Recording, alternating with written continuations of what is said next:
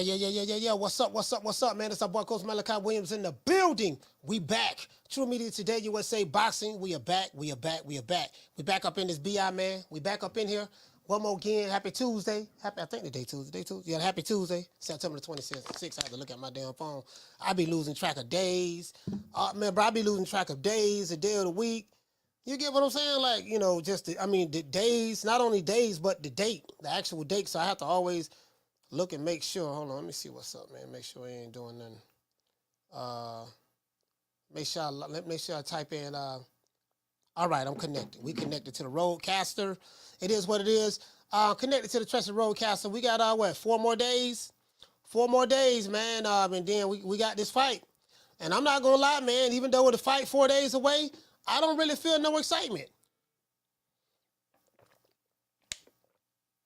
Now, I'm happy that we're getting the fight. Don't get me wrong. I'm happy that we're getting the fight, but I don't know. It didn't feel like Crawford Spence, or it doesn't feel like Crawford Spence or Tank and Ryan. It feels different. I'm happy that if it makes sense. I'm happy that we're getting the fight. This is a damn good fight. Jermell Charlo and Saul Canelo Alvarez. It's a damn good fight, but for me, it just feels different. Now, of course, if you're a diehard Canelo fan, you're excited. You're always excited when Canelo is fighting. Me, not so. Me, I'm the type of guy. I'm excited depending on who you're fighting. I'm excited for okay. Now, even though I'm happy, who you fight determines my excitement level. How I value the fight. Now, I value this fight to be a really, really good fight. I think Jamil Charlo is a great fighter. He hasn't really fought a whole lot of names. I don't think he really fought no names outside of Tony Harrison. To be honest with you, I have to go back and look at his resume. But and I don't give a damn about popularity or nothing like that. It has nothing to do with popularity. I'm just saying, for some reason, I don't know what it is, dog. Like, when a new way to master. Hold on, guys. Hold on, guys. Hold on, y'all bear with me. One moment.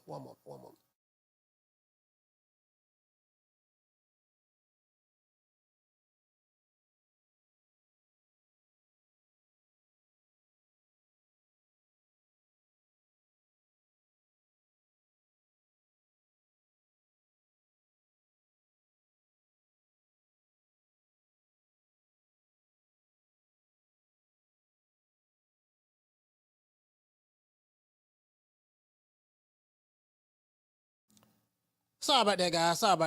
Had a phone call come in, personal phone call. Yeah, so for me, it's like, okay, this is a damn good fight, but I don't know, bro. I swear to God, I cannot put my finger on it, bro. You guys know Jamil Charlo, one of my favorite fighters. I talk about Jamil Charlo. I like Jamil, man. Nigga be popping his neck, getting all mad. He got little female tendencies and stuff like that, but it is what it is, right? But I don't, bro, I swear to God, I don't know what it is, fam. I cannot put my finger on it. Like, this is a fight that you would think, okay, yeah, man, boy, this it, boy, Big Nello. I got Big Nello and Jamil Charlo going at it. And I swear, bro, I'm not feeling it at all. It just feels so different when Ryan Garcia and Tank was going to fight each other, even though I knew that was a TikTok fight, but I was just, boy, got Tank coming in there. We got Ryan, we got Ryan coming in there with his guy liner, and I'm gonna beat you Tank Davis, Javante Tank Davis. I'm not scared of you, and it was just, they was on TikTok, I saw, they was on TikTok, TikToking, people were throwing fight parties. Haven't heard of a fight party in a long time. Spence and Crawford, same thing. I had my cousin, the same cousin who betted money on Roland Romero to beat Tank. That cousin. He was like, yeah, man, I like Spence. I like Spence. Who you like? I said, who I like? I got Crawford. You know what I mean? I said, cuz, don't bet no money on Spence, man. Put your money on Crawford. So he called me wanting to bet me. I said, man, didn't I beat you out your money last time? And then you lose money last time? I say, bro, you a casual. You don't know this stuff like that. No, So, he my cousin here a casual. So a casual, you can fool with, you can fool with popularity, right? I'm not saying every casual, all casuals are not created equally, but casuals you can fool with popularity. You know, casual mostly gonna go for whoever the popular fighter is. That's who they gonna go for. You know, if he getting a lot of clicks and views, if he getting a lot of clicks and views on, on social media and all that stuff there. And what I say, he said all access fool casuals. Yeah. And that's what it does that. It does that, right? So, you get what I'm saying? My cousin, he don't know nothing about boxing, but he always calling me, wanting to go against the grain. Hey, cuz, how much you want to bet on such and such? I'm like, man, you doing this again? No, I'm just saying though, cuz. I'm just saying though. I'm just saying how much you. I said, didn't I beat you the last 3 bets? Cuz, what a check left hook is. I don't know what that is. Like, he don't know what a check left hook is. Like, he don't even know what he's looking at. You know what I mean? To even give me a description of why he liked this guy. So it is what it is, man. But that's neither here nor there. I just don't. I'm not gonna lie, dog. I don't feel it. Put it this way. I feel a little bit. I didn't feel when Canelo fought John Ryder. I wasn't feeling that shit at all. I'm just being honest with you, bro. True.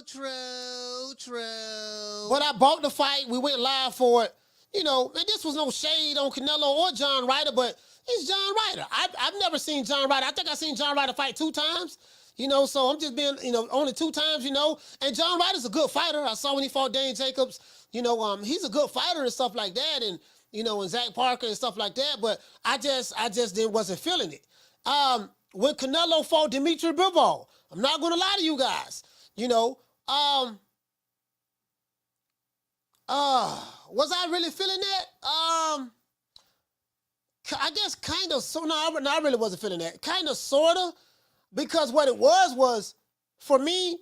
I think I had a little bit more. Like, okay, wait a minute, man. This dude, Dmitry Bivol, ain't nothing to be playing with. And I'm looking at all of the Canelo fans. Well, like, yeah, man, Canelo gonna beat we're gonna beat Bivol, but not all the Canelo fans. Cause there's some Canelo fans. They were like, man, I don't know, man. Canelo might lose this one. Like my main man Jules over there, Ring IQ. He was like, man, I don't know what they talking about.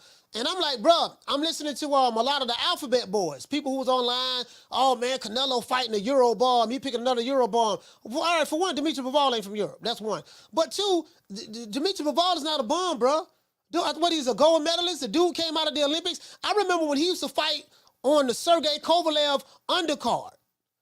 I don't know if a lot of you guys remember that, but when HBO was still boxing, when HBO was in boxing, Dmitry Bivol used to fight on the Sergey Kovalev undercard. I remember this dude. I'm like, nah, this dude here pretty good, bro. This dude pretty good now. True. Y'all might not want to put out no mariachi band for this one here now. This one right here. And then these dudes talking about the man in Eurobomb. I'm like, bro, what the fuck was they talking about? Like, bro, I was in shock. This guy right here. So, I think, yeah, as a matter of fact, I picked Bivol to beat Canelo that fight. I was like, yeah, I don't think he gonna win this one here, not this one here, dog. But because I knew what I was talking about, as it relates to that, as it relates to Bivol and stuff like that. But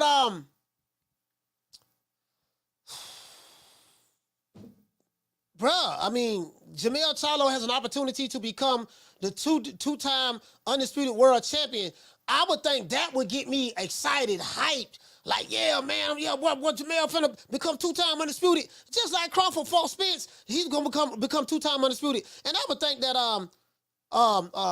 Canelo is a bigger fighter than Errol Spence. So you would think that, okay, yeah, I'm gonna be really excited about that, because when Crawford fought Spence, and I bet it on Crawford, you guys know I won $3 grand on that. Yeah, man, and Crawford became 2-time undisputed, history in the making. This is a historic fight for Jermell Charlo, and I swear I do not feel, I guess in my mind I just feel like he gonna lose. I'm like, man, this man, bro, I don't know what it is, dog. I just, and I could be wrong, but I just in my mind, I just feel like, man, this nigga here just here to get the check, man. True. This nigga here just, he probably just here just to get the check, yeah, I ain't gonna lie. Yeah, man, I don't know, man. I'm trying to figure out. Shout out to Buckle Up Boston Talk. Hey, Buckle Up Boston Talk. I'm trying to figure out why why, I ain't really, why I ain't feeling this like this here. Ruben Allen said, it's like you said, Coach, Charlo ain't got no fan base. That's what it is, fam. He ain't got no fan base. True. Listen, he ain't got no fan base. Like when they talk about Charlo, yeah, man, he got fans in Houston. I'm like, yeah, outside of Houston, like what? I can't even say he got fans throughout the state of Texas. I don't know if the dudes in Dallas rocking with Jermell Charlo because he in Houston. I mean, they may get behind him because he in Texas, but it's not the fandom. It's not okay. Like how dudes crazy about Errol Spence, nigga. That's Errol. Boy, that's Errol right there. Errol, like. How dudes crazy about Errol Spence. How dudes crazy about Tank Davis. And then even now, like it's just even in Omaha, and different cities, like you got a few dudes they crazy about Crawford, especially right here in this city. They love Crawford in this city and throughout the state of Florida, stuff like that. But Jermell Charlo, bro, like ain't nobody like, man. I be in the barbershops, man. Ain't nobody really like. There's no passion behind him. Like, is he really that much of an unlikable person? You get what I'm saying? Like, it's like, it ain't even that he's unlike. It's like, a nigga don't care if he fight or not fight. Oh, man, yeah, man, I ain't, yeah, man. Like, man, when Tank gonna fight again, dog? Hey, man, when Tank gonna fight again? Yeah, dog, you know what I mean? Crawford and Spence, we don't really want to see it, but, we gonna see what's going on in the rematch and this and that, yada, yada, yada. Ain't nobody really be running around like, hey, man, when Jermell Charlo gonna fight again? When Mel gonna fight again? It's like, I can't put my finger on it, dog. I'm trying to figure it out right now. Like, what is it, man? Why I'm not feeling this fight? I'm paying for it, and I'm gonna watch it because I'm gonna pay for it. We gonna go live, but man, I don't know what it is, bro. I don't know what it is. True. Bobby Dawson say Canelo was injured against Bivol, Coach. No, that's bullshit. That's an excuse. That's an excuse because if it's any other fighter. Perfect example, Errol Spence. You got dudes hollering about he had a rib injury. He was a clone. Nah, I mean, Canelo wasn't... Listen, Canelo got beat, dog. He got beat. Canelo coming out saying he was injured against Bivol, that's a goddamn excuse. He got his ass whooped. If it was any other fighter, hell, I'm ripping doggone... if it was any other fighter that said that, we'll be talking about he making excuses. It doesn't make Canelo exempt from the rules. I don't even know why he came out and said that dumb ass shit. Yeah, I was injured and this and that. I'm pretty sure Dmitry Bivol had an injury too. I'm pretty sure, every fighter, when they go into a fight, they have some kind of nagging injury or whatever. But that ain't no goddamn excuse. He wasn't going to beat that dude, not no Dmitry Bivol. That dude right there can fight, bro. And he was young. That dude right there wasn't no Sergey Kovalev. True. Nah, man, we ain't going to do that now. Canelo don't get no goddamn pass. He got his ass whooped, dog. He got beat, period. That's all that happened, dog. That's all that happened. If he fight Bivol again, I like Bivol again. You know what I mean? That's just the truth. Doesn't take anything away from Canelo, but that's a goddamn, but that's a goddamn excuse. Because if it was Tank Davis, Terrence Crawford, Canelo Alvarez, Tyson Fury, Deontay Wilder, if it was any of those other fighters, we'd be like, oh man, this nigga making excuses, man. He don't get no goddamn pass. True. Period. So, anyways, let's get into the show. This fight right here, man, I don't get it, man. Ultimate Showdown, guys. Will Canelo versus Charlo fights go the distance? Or will it end in a knockout? It's a good question. As of today, I'm going to tell you what I came up with this title. As of today, guys, I looked at DraftKings. As of today, September the 26th, 2023, Saul Canelo Alvarez is a minus 400 favorite to beat Jamil Charlo this Saturday in Las Vegas, Nevada. Some boxing fans and experts say Canelo has lost a step and he's right for the picking. But we have been hearing this before. I heard this before, right? It's not the first time. Canelo is fighting what some are saying another no-name opponent in Jamil Charlo. I thought about that, right? Contrary to popular belief, Jamil Charlo is no more known than John Ryder or Dmitry Bivol. True. Contrary to popular belief. You know, if you listen to these dudes online, they think anything that's a PBC, everybody famous. You know, everybody got millions of dollars in the bank. Everybody ride around the city in Lambos with suicide doors. They living in not mansions. They living in mansions. And that's how we said it. They living in mansions. You know, they got butlers and maids. Yeah, man, you sign with Al Hammond. You know, your finance. Your advisor. You sign with him in the PBC. Everybody gonna be rich. It's a land of milk and honey and this and that. True. Jermell Charlo just another no-name fighter, dog. I'm being honest with you. And Jamil Charlo's one of my favorite fighters. But the man ain't popping, dog. The man ain't popping, dog. The man, I'm just, bro, like, this man has an opportunity to have history, to make history this weekend.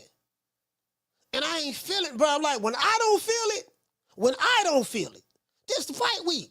So I'm hoping my feelings change. They have to weigh in on Friday. I don't know what all they're gonna be doing this week. The weigh in on Friday.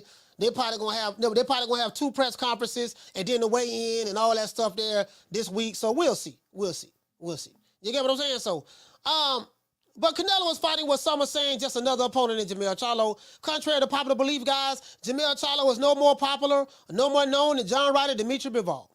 He's known amongst the Black American fans in Houston, Texas, and some throughout Texas, and in certain social media circles, mainly on the pro PBC guys. But outside of that, Jermell Charlo is virtually a nobody. And it pains me to say that, because Jermell Charlo one of my favorite fighters. You get what I'm saying? Like, literally, I like Jermell Charlo. The nigga funny to me. The nigga funny. He had me laughing, dog. I like the nigga. I really do, right? But Sports Center yesterday, check this out yesterday, right? I did see the video. Sports Center spoke about this fight, Canelo Alvarez and Jermell Charlo. Guess they spoke about this fight for 30 seconds yesterday, and they swiftly moved on. They didn't even elaborate. They just like, yeah, man, hey, man, listen, man, Canelo Alvarez versus Jermell Charlo for, Canelo putting his undisputed titles on the line this Saturday, September the 30th, in Las Vegas, you know what I mean? So be there, be square. All right, let's move on. And then they went on to something else, bro. They said something about that fight for 30 seconds. True. You can't make this up. Sports Center spoke about this fight for 30 seconds. The reason why I feel that the betting public is putting their money on Canelo is because no one outside of Texas know who this guy Jermell Charlo is. And he's the undisputed junior welterweight champion of the world. The betting odds are going, the odds are the people putting money on him, put money on Canelo, you know what I mean? That's where the money going at. We don't know who this nigga is right here, man. Oh, that's one of them Charlo brothers. Oh, that's one of the Charlos. And when they think of Charlo, they always think about Maul. They don't ever really think about Mel. Like, Mel really is the little brother. He really is the little brother. Like they probably talk about Maul right now more than they do Mel. And Maul ain't even boxing. We talk about Maul, man, when the nigga gonna fight again, man? How come Mauricio Sulaiman still letting this dude hold on to his belt? He ain't fought since 1972. He's still holding the belt. He holding up, like we do talk a lot about Jermell Charlo. It is what it is. But you get what I'm saying, though? You get what I'm saying? So that's all I'm saying, man. That's all I'm saying. I know he driving Lambos or suicide doors, but it just ain't. It's not there for me. This my main man. No, this my man's. Adam dudes in New York be like, this my man's. Jermell Charlo my man's. You know what I mean? It pains me to, but to state the obvious. I'm not lying on the man. I mean, let's be real. Like, I'm telling you, I ain't feeling this shit. It's like going to church. It's like going to church looking to be saved, and everybody getting the Holy Ghost, but you can't get it. If you grew up in the church, I grew up in the Baptist church, and I grew up in a Pentecostal church, right? So in both churches, the women in there get the Holy Ghost. So I'm in Sunday service trying to catch the ghost. I'm trying to feel it, and this is fight week. I'm trying to catch the ghost, and I just can't. Just can't feel it, man. I ain't getting the Holy Ghost for this. I got the Holy Ghost for taking right. I ain't gonna lie. And I was hating on Ryan Garcia. That is true. I was hating on Ryan Garcia. I was talking trash, but I still had the Holy Ghost. I was like, okay, we got an old TikTok fight going on. I had, they inspired me to create an account on TikTok. I had an account on TikTok. I ain't been back on that shit since. True. I put out a few videos, but that's about it. That's about it. I ain't, I just, TikTok don't motivate me. You know what I mean? So, if Charlo's first fight for undisputed against Brian Canstano, check this out. Y'all remember that fight? Jamil Charlo's first fight for undisputed against Brian Canstano, he struggled a little bit. He struggled in that fight, and that fight ended up in a draw. A lot of people felt that, a good group of people felt that Canstano won, right? It is what it is. In the second fight, Jermell Charlo and Derek James made the proper adjustments, and Charlo got the stoppage for undisputed. But the boxing public still didn't give Charlo his props for beating a virtually unknown Brian Canstano for undisputed. And then when they fought for undisputed, there was no excitement about it. They're giving tickets away. They fought in the sportsplex, I think in Carson, California. I think it held like 9,000 people. I heard they gave out like 3,000 tickets or something of that sort, or 1,000, or whatever the case may be. This is man's biggest fight of his career for undisputed. And it was like, nigga, like that. Put it this way: they ain't talking about his undisputed the way they talking about Crawford. Like right now, like the Wakanda niggas, like even the Wakanda nigga YouTube channels, they still ain't talking about Jamil Charlo. And these niggas supposed to be pro. They supposed to be pro Wakanda. PBC is Wakanda Island, so they supposed to be pro Wakanda. They still ain't talking about Jamil Charlo. That's fucked up. I think that's fucked up, right? It is what it is. Charlo hasn't fought anyone of Canelo's caliber in the 16 years he's been a pro. He hasn't fought a big name fighter in 16 years. And I know what some people gonna say, well, he fought Lubin. Lubin wasn't no big name. He fought Tony Harrison. And I like Tony Harrison, but Tony Harrison, as a matter of fact, Tony Harrison made that fight what it was, all the shit he was talking. Tony Harrison was talking cash strap, but Tony Harrison ain't no big name like that. Let's be real, man. And I love Tony Harrison. He's one of my favorite fighters too, but he's just another PBC fighter. That's it. I mean, he ain't no Tank. He ain't no, Errol Spence. Errol Spence got a fanatical fan base, a radical fan base. Not all of them, but there's a base. A couple of whole niggas on YouTube. They got what kind of nigga YouTube channels? Like these niggas here, boy. Like boy, these niggas is. I can't even say they fans of his because they don't even talk about him. Just imagine you being a fan. Just imagine you a fighter and you got fans that talk more about the nigga who whoop your ass more than they talk about you. True. Man, that's why I don't be watching YouTube, man. Man, all these dudes say they love me. They probably ride for me, man. Derek, I'm trying to tell you, man. Yeah, man, what you do me, man? I don't know you wasn't that. Yeah, man, Derek, man, I'm trying to, man, I don't watch YouTube, man. Like, all these niggas supposed to be aerosexual YouTube channel, man. But they don't even talk about me.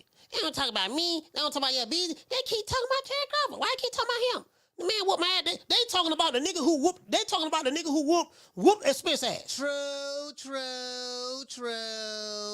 Different variations of how Terrence Crawford whooped Spence ass videos. Well, you know what, homie? Homie, check this out, homie. Bud won, but the only reason he won because Spence wasn't himself that day. He was a clone. All right, he was a clone. So if that was a clone, then that means Spence didn't really lose. The clone lost. So if you know that's a clone loss, what's the problem? So you upset that Bud beat the clone? Or shouldn't you be happy that shouldn't you be happy that the Errol Spence did not get beat up? It was the clone that got beat up?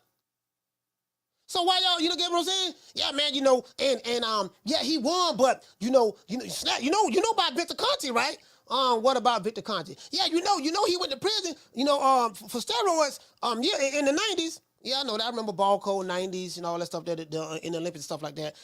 In baseball, yeah, okay, what does that have to do with what's going on now, sir? I'm just saying, all we know, Victor Conte gave Bud something. How do you know that, sir? He on snack. You do know, do you like Boots? Yeah, I like Boots. Do you like Devin Haney? Yeah, I like Devin Haney. You know what I mean? You do know that Boots, Devin Haney, Dmitry Bivol, all those other guys, they are sponsored by Snack as well, right? That different. True. You can't make this shit up. Jamil Charlo, his lack of star power, guys, and lack of media attention is the reason why he's such a huge underdog in this fight. As for Canelo, this is just another walk in the park. And Jermell Charlo is just another opponent. Now, it doesn't mean that Canelo's going to win. When I say walk in the park, I don't mean it that way. What I'm saying is, this is just another fight for Canelo. Like, this ain't bigger than Canelo and Triple G. You know, this is just another fight for him. This is probably on the level of him and Caleb, of Jamil. Cause, you know what? When Canelo fought Caleb Plant, I was excited about that fight. I was really excited about that fight, boy, because Caleb Plant, boy, was talking shit. He had no slap Canelo. Canelo had no slap him back, caught him with a two-piece. Canelo had cut him on his right eye, on the cheekbone. Like, man, Canelo, man, Booger Ray Leonard was saying, oh, no, Caleb Plant style is all wrong. All wrong for Canelo. It's all wrong for Canelo, coach. I'm telling you, Caleb Plant, he's the slickest black fighter at the PBC, and don't get it twisted, and I don't want to leave any names out, but, he's definitely the slickest black fighter at the PBC, and we have a bunch of black fighters, but, Caleb Plant by far is the best black fighter we have. True. Outside of Tank Davis, of course, outside of Tank, no one's bigger than Tank, but outside of Tank, it's Tank, and then it's Caleb Plant. True. Sweet hands is what we call him. I remember when Booger Ray said that. I don't hear that.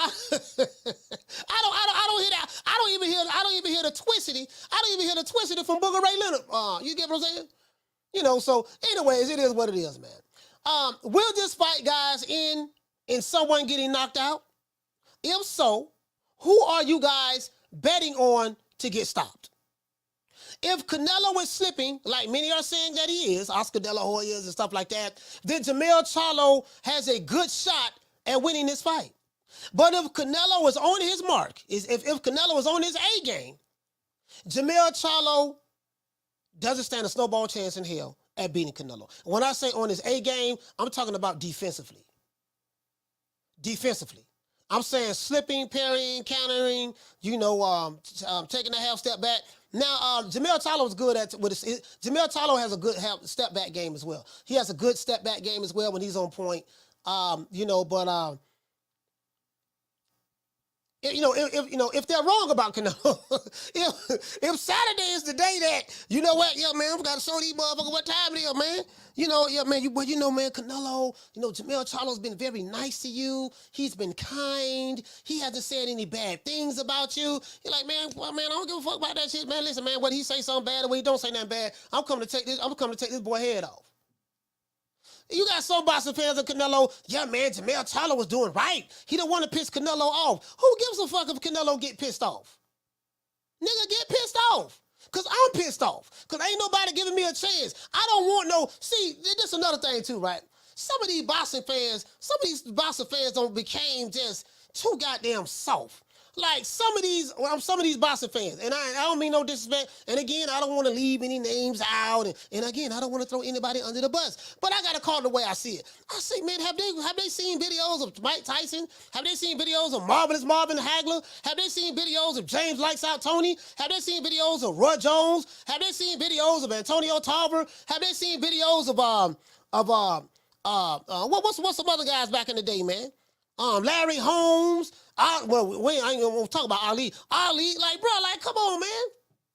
Hey, guys, how you doing, brother? Hey, man, I got so much respect for you. I do respect you, man, but, hey, man, I just, we were just going to have a nice, good fight. How your kids doing? They okay? Yeah, man, I do, and I love Canelo. I love you, man. I mean, who does your hair? What type of barber do you have? Oh, that's a good barber. They're in California? Oh, okay, all right. I heard you bought some more horses, Canelo. Yeah, Puto, I bought some more horses. Oh, you did? Yeah, Puto. Yeah, okay. Yeah, is there any way I can come to your ranch? And, I have so much respect for you. Canelo, I look up to you. You do? Yeah, you do know I'm 33 years old, like you're 33 years old. Yeah, Canelo, yeah, but I just look so much up to you, man. And you're kind of like one of my idols in the sport of boxing. You do know that we're fighting this Saturday, right? Yeah, I know, Canelo. You do know that just because you saying all that sweet shit to me that I'm still coming to beat your ass. You are, Canelo? True. Niggas talking all sweet. Want to give Canelo sugar, all that shit. Man, this shit is old, man. Come on, man. Oh, boy, I try to tell you, boy. But let's look and see what DraftKings have, right? DraftKings. I have DraftKings right here. I'm going to let you guys see it. I have DraftKings. I'm going to let you guys see it. DraftKings, the current odds for Canelo versus Charlo, as of today, guys, they have Canelo a minus 400 favorite to win. They have Jamil Charlo a plus 300 to win.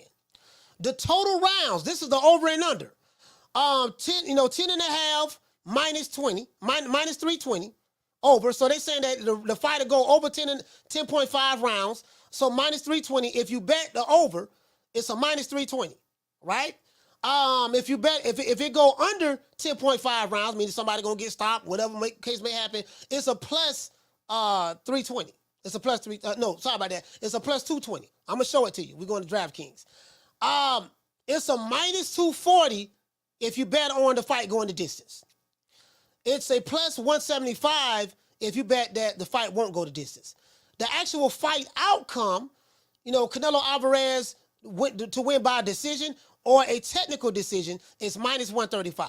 I'm going to physically show it to you guys. The betting odds for Canelo to win by knockout or TKO or DQ disqualification is a plus 250. Jermell Charlo to win by decision or technical decision is a plus 500. So if you put $100 on Jermell Charlo, you're going to win $500 if you think he's going to win by decision. You get what I'm saying? If you bet that Jamil Charlo gonna win by knockout or TKO, guess what? It's a plus 900. True. It's a plus 900. You get what I'm saying? So I'm gonna show it to you guys. What chances are you guys giving this fight to go the distance versus ending in a KO or TKO? Hate, like, share, and subscribe. Leave your comments below. Let's get the super chats out the way. Shout out to Drew. Hey, okay. For dropping that quarter of a bam dub on your boy. Hey, Leroy. Super chat received. Playtime's over, boy. What did say, Drew? He said, Coach. He said, like I said before, he said, Coach, you destroyed the alphabet boys in the Chitlin Talk Twitter. He said, you doing Showtime. He said, you doing the Showtime is finished. A boxing show with Glazer soon. Yeah, I'm gonna have Rick Glazer on the show this week. He gonna be on the show this week. And cause I need some receipts. I was trying to find some information. I'm trying to find some information on, now I do remember early in the year that Paramount Global did say that they was going to merge Showtime with their app, and they're going to be trimming the fat. A lot of people, I think like 20-some thousand people, was it 20-something thousand globally? So many people got fired. Basically, Showtime is going to go the way of HBO, to make a long story short. This is the issue that I have, Drew. You got some people who don't have any stock in the company, whatever. If Showtime go the way of HBO left the game for a reason. HBO was the foundation for boxing, mainstream, ABC and all that stuff there. I just can't say HBO, but I'm saying just on cable. They've been doing it a long time. They eventually, they eventually tapped out. They eventually tapped out the game. And because of the type of climate that we in now with the streaming and stuff like that, it's a good chance, more than likely, that Showtime is going to go the same way. Now, I'm hearing guys arguing on Twitter, oh, man, you always talking about Showtime and PBC and Showtime going this and going that. And I said, sir, no, not me. No one said it to me, but someone was saying it to another guy who was saying about Showtime and Twitter. You can go on my Twitter account and see what I'm talking about. And I'm like, brother, someone said Showtime. No one said anything about the guy said Showtime. He didn't say anything about the PBC. But a lot of these guys, they equate Showtime and PBC as like one big company. Showtime and PBC are not a company together. PBC is PBC, advisory company, quote unquote, advisory, what I mean, like promotion company. But advisory company, and then Showtime is a network. And it's going to become merged with their major streaming platform with, streaming is the thing now. Streaming is what's happening. That ain't going nowhere. We're in the digital era, it's over with. Putting all the fights on pay-per-view, these people ain't making no money like that on these fights. So, you want to put every fight on, on pay-per-view, but, Tank Davis and Ryan Garcia, bam, that was lightning in a bottle. But outside of that, what else you got? What else you got? Because at the end of the day, it's all about, making money. So, I don't know. Again, I just have them on, but I want to see some more receipts on it. It is what it is. You know, I hope. I mean, I hope everything work out. But if it don't, it don't. I mean, it ain't. You know, I mean, these guys are millionaires. They're gonna make they making a lot of money over there anyway. So, shout out to His Grace dropping that $2 super chat. He said Canelo gonna stop him. Hoping he'll run from Bud. We'll see, man. We'll see. Let's give everybody a round of applause.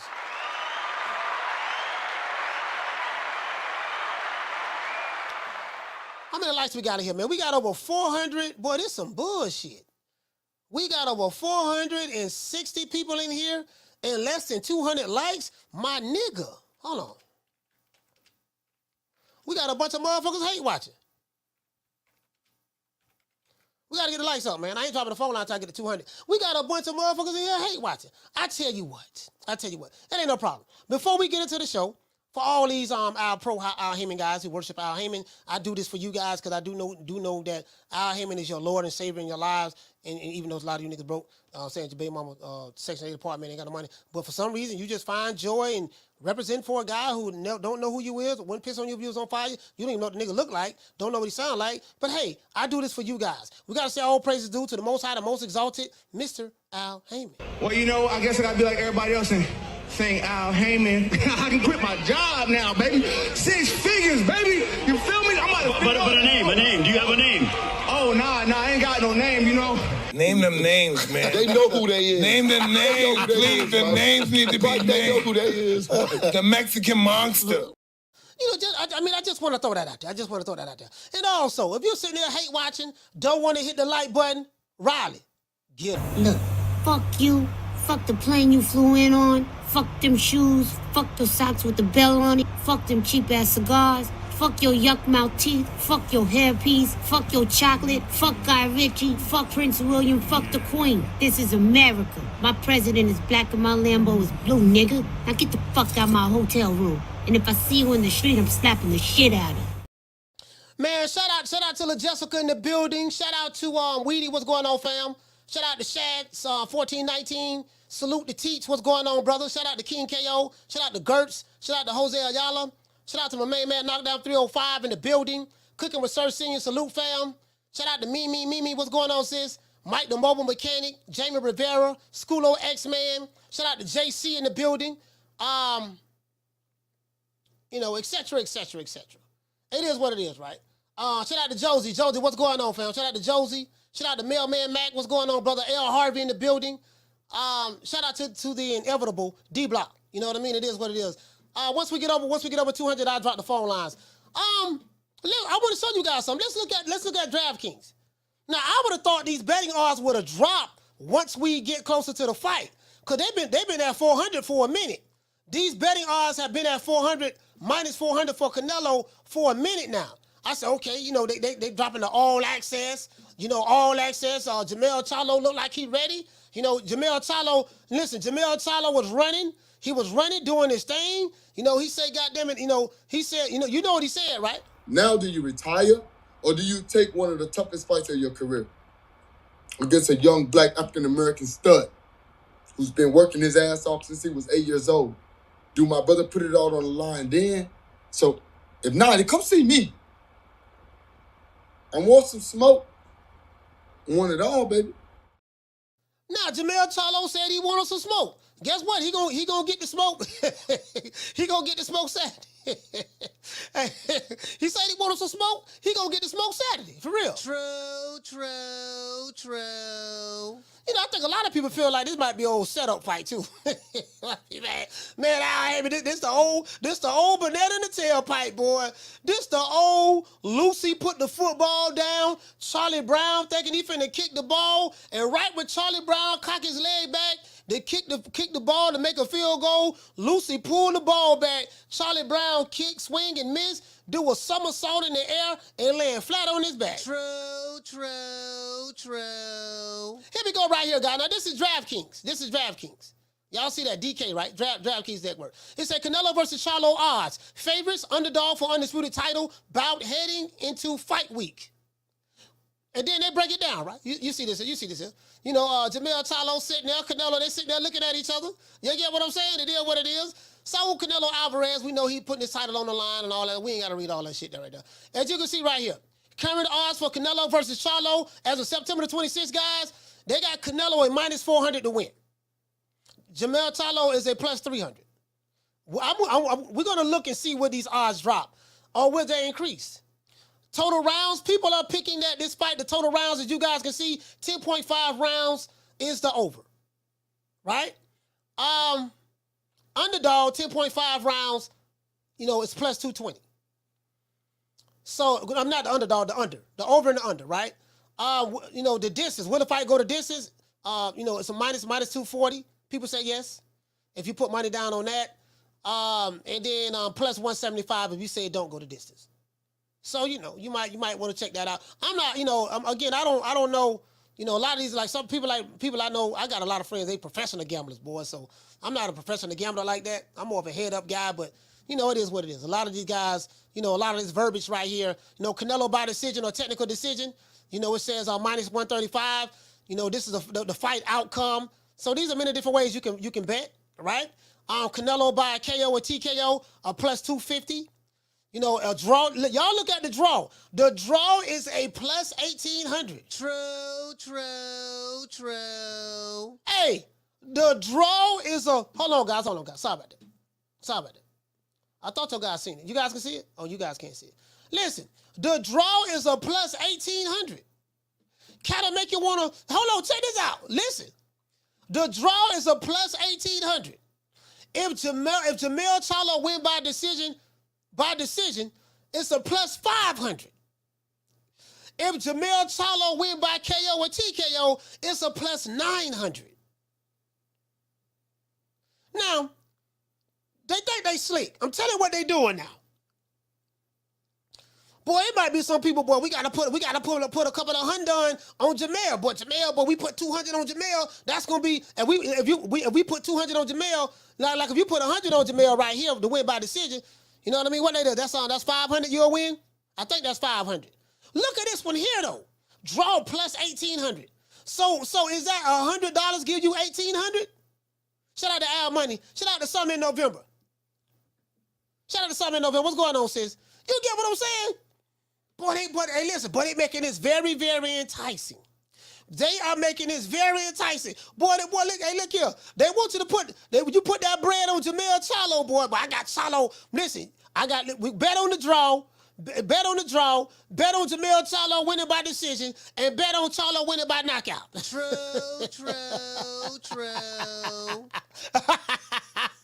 Hey, how to say, boy? Hey, woo! Boy, they making it a little sweet. They making it a little sweet now. They making it a little sweet. I'm not gonna sit here and lie to you, boy. They making it look sweet. Bet on the draw. Bet on Jermell to win by decision, and bet on Charlo by knockout or TKO. I'm trying to tell you, boy, that draw looking good though, boy. That draw, boy.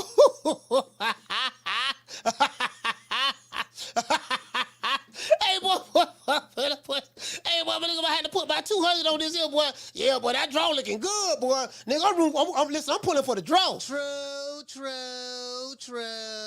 Hey, boy, that draw, hey, that's it though. That's it. That's a bet.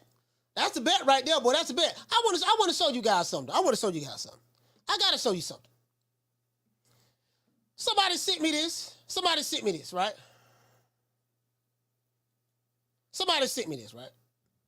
Oh, let me see what's up. Hold on. Hold on.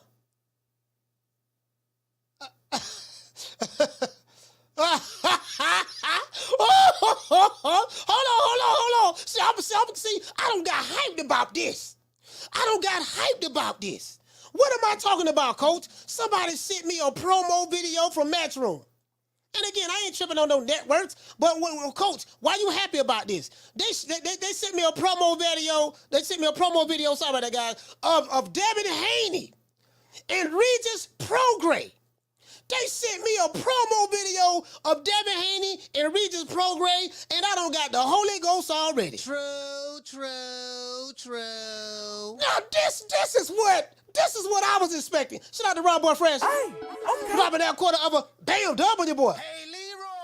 Super chat received. Hey, y'all heard Rob Boy say, he said, hey, yo, Mo, don't let DraftKings trick bag you, Slim. He said, bet the under. Book it, Mo. See, I take gambling advice. I take gambling advice from Rob Boyfriends. I take gambling advice because he's a professional gambler, boy. He's a professional. Down from the bar, there's a platform stage. People pimping, sharp as razor blades. Boy, I gotta let y'all see this though, boy. Boy, I gotta let y'all see this right here, boy. Boy, this right here got me. This right here got me crunk already. Boy, this is, hold on, let's go. I want to show you something. Man. For all you guys that, you just got to be quiet and, we don't want to offend anybody and, you got to be a gentleman. And I'm like, y'all like, what? No, man. Here we go right here. Hold on, let me show you this. And again, I don't want to throw anybody under the bus. I don't want to throw nobody under the bus. But let me go ahead and share this with you right quick. This what I'm talking about. This what I'm talking about right here. Here we go. Let me see what else I want to tell him. I gotta step on you. I gotta crush you. Say you gotta. You in my way. It's levels. What? And I'm at the highest. Okay. I'm at the peak. You'll see. Okay. I like that. Just like that. Okay. I'm just a different breed. I'm just a different animal. Turn it up. 140. Here I come. It's just another night for me. Another victim, another body. What? I'm gonna fuck you up. Ooh. It's going to happen. Okay. That WBC belt, mine. What? Regis. I'm coming for you. Okay. The talk is okay. Now hold on. Now, just in case that don't sound convincing, just in case that don't tickle your fancy, you might say, "Oh, coach, Let me see. you getting all excited about that? That ain't nothing." Okay, cool. I'm gonna tell you why I'm excited though. I'm excited because I heard the clapback. Y'all want to hear the clapback? Let's hear the clapback. You down, though. I'm breaking you down, bro. I'm gonna break you down. Break your heart. Hold on. Listen to the clapback. The clapback serious though. Hold on, here we go. I'm break your will. I'm gonna take everything from you. You're manufactured. You're not real. You fake. I'm gonna show you who the real one is. You've been spoon-fed your whole life. I really got out the mud. I really came from it. I'm really like that for real. Like I keep saying, I'm gonna keep stressing this over and over. Bro, I'm gonna beat the brakes off your ass. I'm gonna fuck over you bad. Everybody that's there, all your people, bro, they gonna see you get knocked out, and I'm gonna knock y'all cold. You can't fuck with me at all. I'm really gonna destroy you. Fuck boxing. This gonna be a massacre. This is it.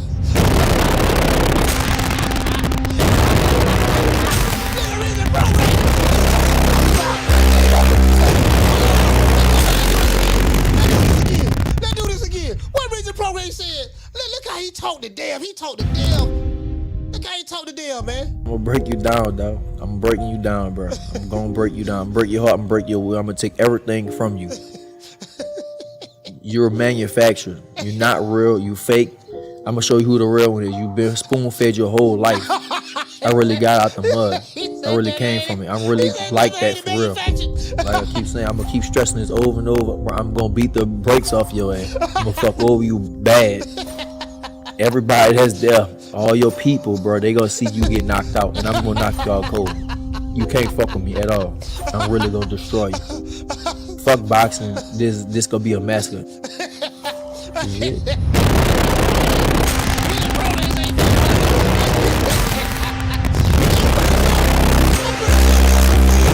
I'm pretty sure there's some fans out there that feel that Devin Haney has been spoon-fed his entire career.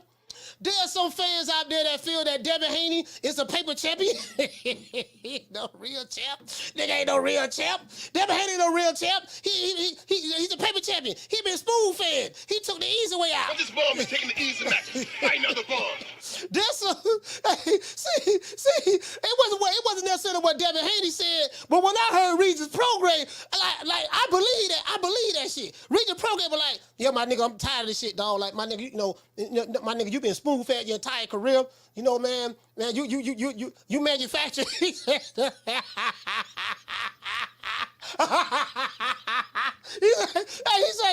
say Devin Haney been manufactured. He said Devin Haney been manufactured, man. That's what I'm talking about. That's what I'm talking about.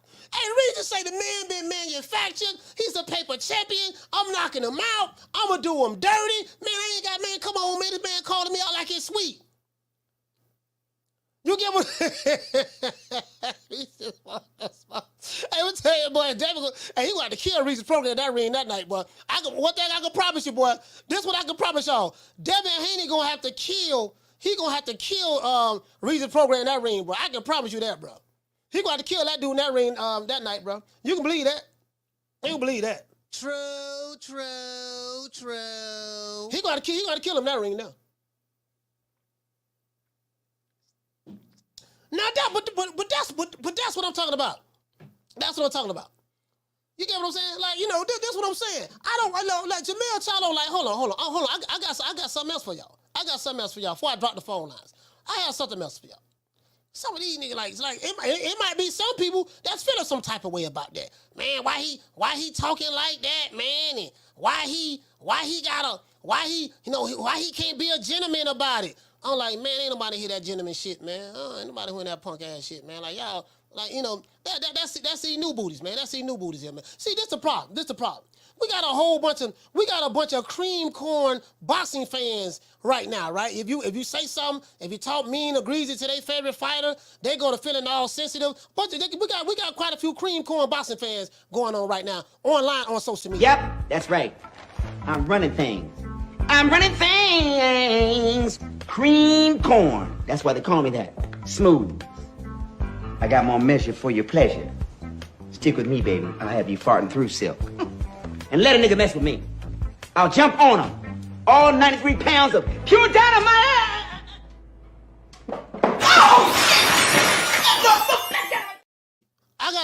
I wanted to show y'all doggone Hagler, man. It's two videos I wanted to show y'all. I showed it before here. I want to show y'all Marvin Hagler, and I want to show y'all doggone Hagler and James Lights Out Toney.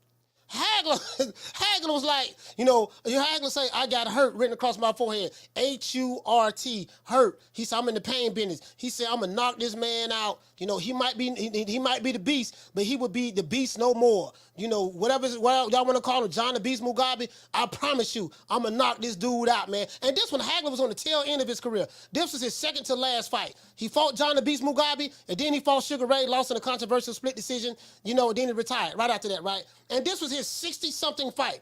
I think Hagler had that was like his 65th fight or something of that sort.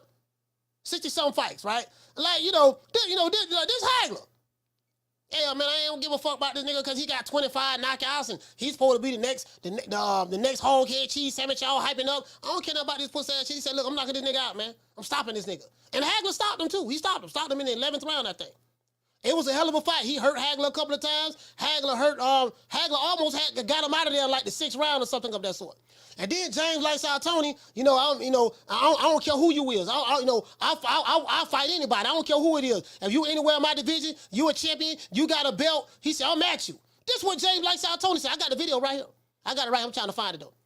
Anybody in my weight division that have a belt, I'm at you.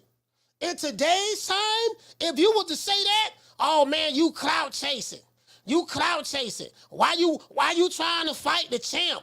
You don't make enough money. You on the wrong side of the street. Why you gotta build your brand up, and how many Instagram followers you have? Like this where we at now. True. Yeah, pretty much. That's where we at now. Let me go ahead and read this other super chat, man, and drop these phone lines. That's where we at now. Shout out to Jimmy Vasquez dropping that $2 super chat. He said, Coach, you taking any bets on this fight? No, I'm not betting on this fight. I'm not betting on this fight. No, I'm not betting at all. So. But you get what I'm saying though? Like, yeah, that's why I said if Hagler was here around, RIP to Hagler, and if James Lights Out Toney was fighting in his prime, like they would be hated today. Oh, that nigga clout chasing. Why he wanna fight Canelo? Why he wanna fight Tank? Why he wanna fight Errol Spence? Why he wanna fight Wilder? This clout chasing. Nah, he said he wanna fight any nigga who got a belt in his weight division. Anybody like Hagler and Lights Out Toney was like this here. Anybody who y'all say supposed to be a beast or a monster in my weight division, guess what? I want to fight him because I'm the baddest motherfucker in this land. Nah, and guess what? Both men made a lot of money. Both men made a lot of money. It ain't like they was making peanuts. They were making some money, right? So, now, if they didn't manage their money well, that's something totally different. Because you can make the money, but if you're not managing it well, that's on you. But you get what I'm saying, though? But it is what it is, though. Niggas gonna talk about, your baby mama got to be bow-legged. If you want to get a fight with my fighter, you got to get a Lambo with suicide doors. Look at him begging for a fight. No, this dude, he wants to fight the top guy. He is the number one guy in the weight division, and this guy's the champion. What's wrong with the number one guy in the weight division fighting the champion? No, man, see, just the shit these fans be saying online, bro, it's just pitiful and disgusting. Now, I am the number one contender. I'm tired of James the Poodle, Grim Reaper, whatever you want to call himself, ducking me. All right, I'm tired of man driving around town in 8 Rolls Royces. He ain't fought nobody. I'm still in a bro hand. Man, y'all better be lucky I can't find that Hagler. Boy, I find that Hagler and that James Lights Out Toney. Them two dudes, they're two of my favorite fighters of all time. Man, I love motherfucking Hagler and James Toney, man. I love Hagler and James Toney, bro. Like, bro, you get what I'm saying? Like, they had some losses. I don't give a damn, bro. Like, them dudes right there, them were some real motherfuckers there, man. Like, them dudes right there, bro, when they come to this, when it comes to the ones and twos and the Waller game, it's just different right now. I'm looking for it right now. I'm looking for it. Damn, I gotta find that, dog. Man, I gotta find that, fam. I have to find that, bro, because that was like one of my favorite clips, bro. That was what, you know what? I'm gonna load that clip up I'm gonna load that clip up, make it a part of this show. That's what I'm gonna do. Cause when the jitterbug come over here talking that flim flam, popping that weak, I'm gonna like, look here, man, Hagler, this how Hagler them did it. So you wouldn't like Hagler. You wouldn't like Hagler at all. And if a nigga don't like Hagler, I'm just saying, like, if it's a new booty boxing fan, he gonna talking crazy. I'm like, yeah, man, we can't even talk no more, bro. True. These motherfuckers, I'm talking about people get credit in boxing for non-boxing subject matters. If you got a bunch of Instagram followers, you get credit, you get boxing points for having Instagram followers. Like, what does Instagram followers have to do with anything, sir? Listen, they give you boxing points for Instagram followers. Yeah, they make boxing arguments for fighters who got Instagram followers. Yeah, nigga, my fighter, shit, I don't know what you talking about, dog. Nigga, my fighter, he popular. My fighter, he be in the clubs popping bottles. That's what he be doing. That's what my fighter be doing. You get what I'm saying? Yeah, man, I'm like, man, okay, nigga, what the fuck that got to do with the fight game? You know what you mean? What it got to do with the fight game? That's what these niggas be doing, right? I'm trying to find it, boy. Let me go ahead and drop these phone lines. I'm going to find it. Let me drop the phone lines. Phone lines finna be open, man. Let's give everybody Gloria Day and the Fabulous Set Trips, and I'm going to drop these phone lines. Gloria Day and the Set Trips. These niggas don't play. We don't play. You ain't heard, they be tripping. So they swerving on.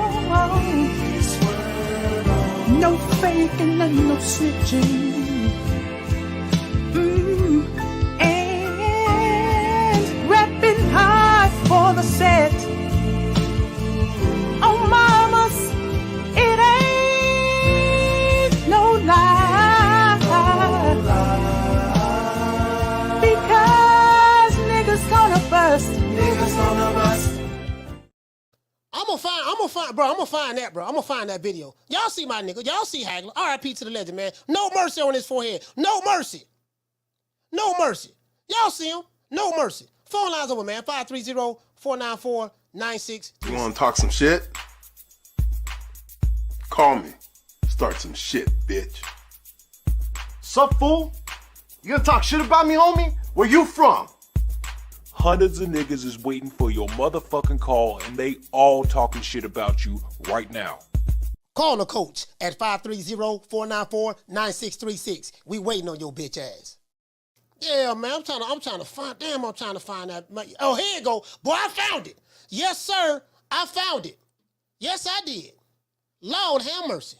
Lord have mercy. I found that one. That's one. That's one. Where James Toney at? Let me find James Toney. I found a haggler. I got to find James Toney now. Hold on. Shit, I don't know what the fuck a nigga talking about, boy. Nigga how to talking that bullshit about haggler. Shit, these niggas here, like, yeah, you got to be nice and all. Man, fuck all that. I don't want to hear all that pussy ass shit. Nigga, you niggas gonna wallow? Like, what you niggas gonna do? You niggas gonna wallow what? I got haggler right here. I got a whole lot of stuff saved over here on my Instagram. The reason why I save a lot of stuff, guys, because I be needing stuff, like a lot of people send me stuff, right?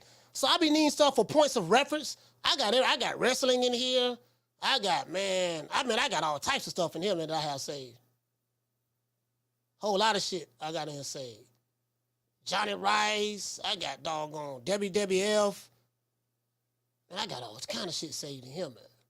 Damn, I didn't realize I had this much shit saved in here. Damn. Where the hell is James Toney? But I gotta find James Toney, dog. But anyways, yeah, these jitterbugs. Hold on, let me go ahead and open this up right quick. Nigga, I got motherfucking haggler. I got a haggler right here, man. Nigga talking that flip-flam, popping that wheat, hollering about, you gotta kiss a nigga ass because you finna fight him because he popular and he got money. I don't give a fuck about how much money he got and how popular he is. What the fuck that got to do with any goddamn thing? It's a fight, bro. We in the hurt business. This motherfucker trying to hurt me. I'm trying to hurt him. We finna make it do what it do. True. Only in 2023, only in 2023, you encouraged to kiss a nigga ass before you fight him. Like, man, we don't get that soft ass shit out of here. Hold on, let me find motherfucking haggler, man. Shit, I gotta find him on my phone. That's so you guys can hear it. Hey, what to say, Nepal, you say, yeah, James Toney was my guy. I remember when he beat my man, Mike Nunn, yeah. Nigga, Toney, boy. He said, Toney say, goddamn it, I don't care who you is. If you in my weight division, anywhere in my weight division, you got a belt, and somebody telling me, and people telling me that this guy the best, he say, I don't care who you is, I'm at you. And he was calling the names out. Nigga, I'm at you. You get what I'm saying? Shout out to Food Revolution. What's going on, sis? Hey, what to say, Jaden? Jaden say Devin doesn't even sound scary when he's trying. Hey, but Devin want the smoke though. He want the smoke. Devin Haney might not sound scary. He might not sound convincing, but he want the smoke though. He do want the smoke. He ain't ducking no smoke, so it is what it is. I mean, he want the smoke, and he fighting Regis Prograis. Who knows? Maybe he's catching Regis at the right time. Regis did not look good his last fight, but hey, some people say that Canelo didn't look good his last fight against John Ryder, and they feel that Jermell Charlo is catching him at the right time. So, you take it on a fight-by-fight basis. I like to look at a fighter and see what he does overall. If he have more good fights than bad fights, then I'll always want to weigh the law of average. Like, that's the first probably bad fight I've seen Regis Prograis have in a while. You get what I'm saying? So, that's the first bad fight. So, it is what it is. Some say that Devin Haney didn't look impressive when he fought George Kambosos the first fight. So, he was jabbing and grabbing and holding on like LTD. So, but then he came back the second fight, fought a whole lot better. He tried to stop Kambosos. He almost stopped him I think that was the 10th or 11th round. I think that was the 10th. And what round that was, he almost stopped Kambosos. I think that was the 10th round, if I'm not, somewhere up in there. You know what I mean? So, I just come from a different era watching boxing, bro. That's all I'm saying. I just come from a different era, man, and I can't relate to the jitterbugs. I can relate to the jitterbugs, but when they go to talking that, you got to write my fighter letters to fight him. You got to give him some sugar. My fighter is popular. You clout chasing my fighter. So when you trying to fight a nigga, you the top guy, you trying to fight a nigga, that's clout chasing now. You got to wait your turn. Wait a minute, the dude is ranked number 1. He got the WBO belt. That belt don't matter. We got the WBC belt. You don't want to see the two title holders come together and fight in a unification belt? Yeah, but the belt he got, don't nobody really want that belt. my fighter belt more popular. He got the green and gold belt, and really it's kind of like he already undisputed, so he really ain't got to fight for undisputed. He kind of already undisputed. I'm like, sir, what is already undisputed? Like, I don't understand that. Does he have all of the belts or he don't have all of the belts? Well, nah, he ain't really got all of the belts, but he kind of like already undisputed, so we really don't need that belt. Like, they go to rationalizing things online. True. I'm like, okay, all right. This where we at now. This where we at now. I'm like, let me drop the phone lines, guys. Sorry about that. I'm like, okay, this where we at now. That's what dudes be saying. Sorry about that, guys. Phone lines open, 530-494-9636. Phone number is scrolling at the bottom. You get what I'm saying? Like, this where we at now. This where we at now. I'm wrong, you get what I'm saying? Shout out to Tay Hill. Hey, okay. For dropping that quarter of a bam dub on your boy. Hey, Leroy. Super chat received. Playtime's over, boy. He say, salute, coach. He say, the coldest line I like was Mike Tyson when he's fought Razor Ruddock. He said, if he doesn't die, it doesn't count. Yeah, they have some real animosity there. Ruddock and Tyson had animosity. My favorite was when Mike Tyson fought Mitch Green. Him and Mitch Green. Hey, dog, on Mitch Green. Mike Tyson had no swung on Mitch Green, punched him in the eye in front of Dapper Dan's store in New York. Had no punch Mike had no punch Mitch Green in the eye. And Mitch Green was that nigga in the street now. Mitch Green wasn't no bitch now. Mitch Green was that guy. You know what I mean? So I'm saying in the street. He was really certified like that. But Mike was a street nigga too, though. Mike used to be all down in Miami, snorting coke with convertible Burt and all that stuff there. Down in Carroll City. I'm trying to find. I'm still looking for. James Toney. Oh, this it right here. This James Toney? Nah, this ain't. He beat Michael Dunn to take the middleweight title. Hold on, what's up? Hold on. This my nigga James Toney right here. Y'all ain't gonna hear nothing, but I'ma just talk over it. Now look at James Toney. Hold on. Very smart. Tony landed his Hold on. Look at that. Oh, Lord have mercy, boy. Boy, the best show. Look at the best show in the road I don't see. Finish it. Oh, slip the counter. Hack up. Ooh, Lord have mercy, boy. There you go. In the pocket. There you go. Hack up. Slip. Hack up. You see what I'm saying? Now, that's a slick black fighter. Set right there in the pocket. Slip, hack up. Ooh, measure them with the distance and range on them. Call them. Look at the hack up. Lord have mercy. That's what I'm talking about. Now this hit. Hack up. There you go. Uppercut right there. Hack up. Now watch the footwork. Slip, get out the way. Put the jab. Hop, hit him again with the other right hand. And that's what I'm talking about, dog. That's what I'm talking about. Look at that. You saw how he parried that shot? You saw how he parried it? Caught it right here. Here you go. Hack up like caught. Catch and shoot. He caught it and shot it. You get what I'm saying? That's all I'm saying, bro. That's all I'm saying. That's my guy right there. But I love James Toney, boy. James motherfucking lights out Tony. Shit. Nigga, he ain't give a damn. Anybody can get the smoke. Let's do it right this time. Come on. Anybody can get the smoke. And this one he fought Jirov. This one he fought Jirov right here. See, you jitterbugs don't know nothing about this here. This one he fought Jirov right here. Check this out. Motherfucking James Toney, nigga Taylor, nigga talk to me about that motherfucker. OVA, I got my mojo back, baby. OVA. There you go, right. Hack up. Look at that. And guess what? When he stopped them, they were dead tired. Look at that. Right in the pocket. That's how you fight in that pocket like that there. Slick black, that's a slick black fighter right there. In the pocket. Look at that. Right there. Pernell Whitaker with the same way. In the pocket right there. Look at that. Lights out. Look at that. Watch it slip. See how he slipped the counter, baited him. See how he baited him in there, set the trap. Half trap again. You see what I'm saying? Look at that. Oh, Lord have mercy. And he stopped him in this fight. When they was dead tired. He stopped him. Killer instinct. That's what I'm talking about, baby. Step into him. Watch this here. Lights out. Look at her blocking with the shoulders, parrying. Look at her going to the bottom. Look at he doing it all right there in the pocket. Distance, and look at how he messed that distance. Took that half step back to get out of the way of the jab. That's what I'm talking about, dog. They don't motherfucking fuck with me, shit. Talking about no motherfucking. Hold on. Is the phone ringing? No, the phone ain't ringing. Anyways, you get what I'm saying? That's all I'm saying. Wait, what did it say, Tay? You say salute coach. The coldest in the game was Mike Tyson. Okay, cool. Shout out to G Daddy. Hey, okay. For dropping that quarter of a bam dub on your boy. Hey, Leroy. Super chat received. Playtime's over, boy.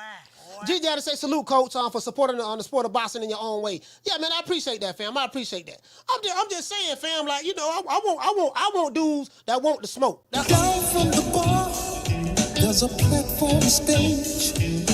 People pimping, sharp as razor blades. Yeah, I don't listen. I don't want no nigga kissing on nigga ass for the fight star. Yeah, I'm gonna kiss your ass, dog. I look up to you. I wish James Toney would tell a nigga, tell Michael Nunn or tell doggone what's my main man name? What's my main man name? Not John the Beast Mugabe, but who the fuck that was that man, I forgot my dude name, man. Not McCallum, but he beat the shit out of this dude. The dude that man, my mind went blank. The brother that when Roberto Duran moved up, he moved up to a super middleweight and fought him. Damn, I forgot his name, man. What my main man at? Oh yeah. You're right about that. Tim Littles. James Toney and Tim Littles was a damn good fight. Yeah, Iran Barkley. That's who it is. Iran Barkley. Man, the ass whooping he put on Iran Barkley. Oh my God, he beat the brakes off of Iran Barkley, bro. Man, dog, hey, that's what it was. Hey, good looking out, Jamie. Iran Barkley, man, he beat the brakes off of Iran Barkley, bro. I say, man, this motherfucker here, but this nigga, man, listen, look here, man, like, bro, if you want to see what a slick black fighter is, watch motherfucking Pernell Whitaker and watch motherfucking James Lightside Toney. Right there in your face, you ain't gonna be able to hit them motherfuckers. Right there, you ain't gonna be able to hit them. You ain't gonna be able to hit them. I mean, you might catch them clean every now and then, but they gonna catch the shot, shoot, they gonna parry, slip, half step back. You get what I'm saying? Give you that shoulder, come back and counter and they set traps beautifully. Set traps beautifully because I'm gonna be right here. I'm gonna make you think you got something there to hit. You get what I'm saying? But if you throw up top, pop, I'm gonna catch it and bam, come back with the right hand. You know what I mean? If you throw up top, I may slip it, get out of the way, so I can listen. I can catch it. I can catch and shoot. I can parry it. I can deflect it. I can hold on. What am I supposed to?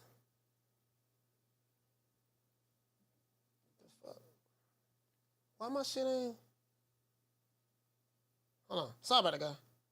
My phone ringing?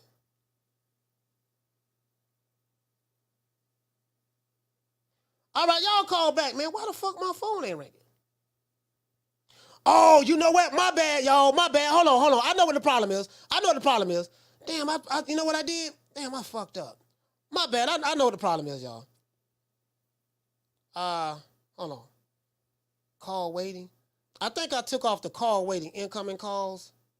Announced calls. Hold on, guys. My bad.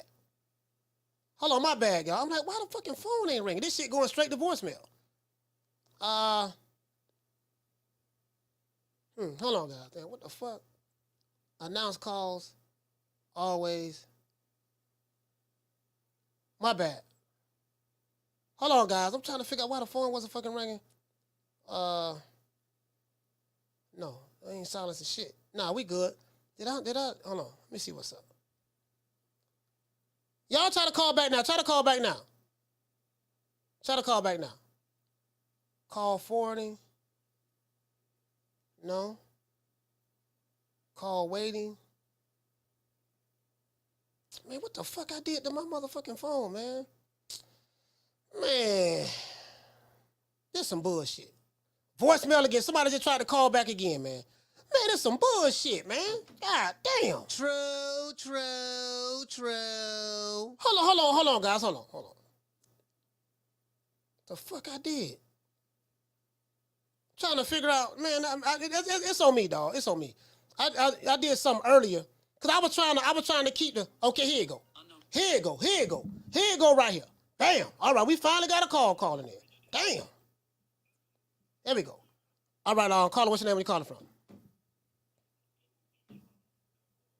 Hold on, fam. Hold on. I got another call calling in right now, so sorry about that, guys. Y'all know I'm on the weed and shit, man. Y'all know I'm on the weed. God damn. Y'all forgive me, man. Y'all know I'm on the weed and shit.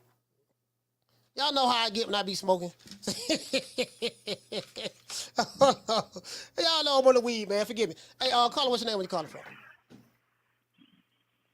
You talking to me, Coach? Yeah, yes, sir. What's your name you calling from? Yeah, it's Ron from Duval, Coach. Ron from Duval, talk to me.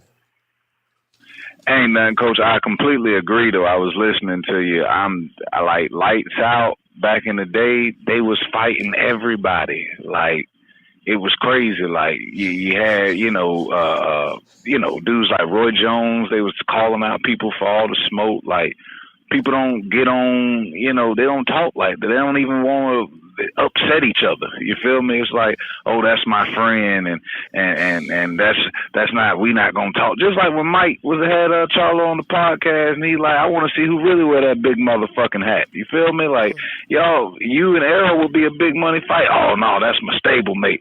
When is you niggas gonna fight the best? Yeah. You know what I'm saying? When are y'all going to come out and really, you know what I'm saying? Like, okay, I'm here to fight the best. Whoever it is, friend, enemy, foe, it don't matter. Yeah. I'm here to fight the best. Like, that's how it was. Because I believe, those dudes back in the day, that 80s and 90s boxing, they would have fought anybody. You know what I'm saying? Now, it's like you say, they're going to say you clout chasing if you try to fight the best. It's crazy. Yeah, it's very crazy. Like like the top guys fighting. Like right now, I think a lot of us boxing fans, especially online, we get caught up in shit that we ain't got no business being caught up in. Of course, we do understand that boxing is a business, but what makes boxing so good is not the aspect of the business part, because we're not involved in that, but it's the risk that is taken. The challenge, the risk, the level of competition. Goddamn, Godzilla finna fight Mothra. Like, this is a really 50-50 fight. Ain't nobody finna take no dive. Now, we got fighters who took dives, but no, this dude finna try to kill this dude right here. And both of them, you get what I'm saying? And it's like, now, some fighters like, man, don't say my name. Don't be mentioning my name. I'm like, what kind of shit is this? Well, exactly. When have you ever heard some shit like that? Yeah. If you don't want somebody to say your name, they used to just be like, all right, I'm going to whoop him so he ain't going to say my name no more. You feel me? Now it's, don't say my, especially with the whole, the big fish man down campaign they was running over there. With all that nonsense, he just gonna have to take a 70-30, 80-20, whatever we decide to give him. If I decide to do something with him, I got options, and this, I just want to ride my horses, and he ain't fought nobody. And man, we had to listen to that for 5 years. Okay, I had to listen to that nonsense go on, and it gave other fighters permission to be hoes. Yeah. You see what I'm saying, Coach? You allowing other because people look up to Arrow for whatever reason. You feel me? But he is an established name in the sport of boxing, so it's like, okay, people look up to him, but he don't live the lifestyle that a boxer need to live, drinking in the club, or at least he wasn't living it. And you know what I'm saying? He wasn't necessarily somebody calling you out like Terrence Crawford. You're supposed to address that like a real champion, not like, oh well, we gotta do this and do that and take the easy route. You on camera saying take the easy route, and people around here making excuses for you. That's where the sport is at. You see what I'm saying? It's like, well, you know what I'm saying, Coach? Like that ain't no good look. Yeah, it's not, and that's why I do like what I see what Devin Haney is doing. He's fighting Regis Prograis, went to 140, he's fighting that guy. Some people feel that they know that guy might be a wash. I'm like, dude, he ain't have a one bad fight. If Devin Haney beat him, I'm not gonna say that. I'm not gonna take any credit away from Devin Haney. I'm like, dude, because I think highly of Regis Prograis. And vice versa. I think highly of Devin Haney. So, he went there and he went and fought. He's fighting the champion. And this dude ain't his only loss is to Josh Taylor. So, and that's when Josh Taylor was that guy. And really, that fight could have went either way. Some say he even won that fight. So, yeah, man, I like what I'm seeing. I like what I'm seeing from that brother, to be honest with you. Yeah, no, for sure. Because like you said, with Haney, Coach, like, people talk a lot about Haney, but Haney went and got undisputed.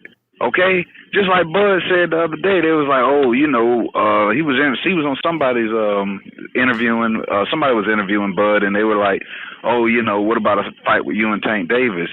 He was like, well, at a catchweight. He was like, nah, he had to come up to 47. And then he goes, well, will that fight interest you? You're a champion, he's a champion, and he's like, he's a champion of what? Devin Haney is undisputed at 135, and people forget that. Yeah. You understand? It's like people not respecting what Devin did. He went and defended his belts. You know what I'm saying? He beat Loma. But he ran from Shakur. Okay, you know what?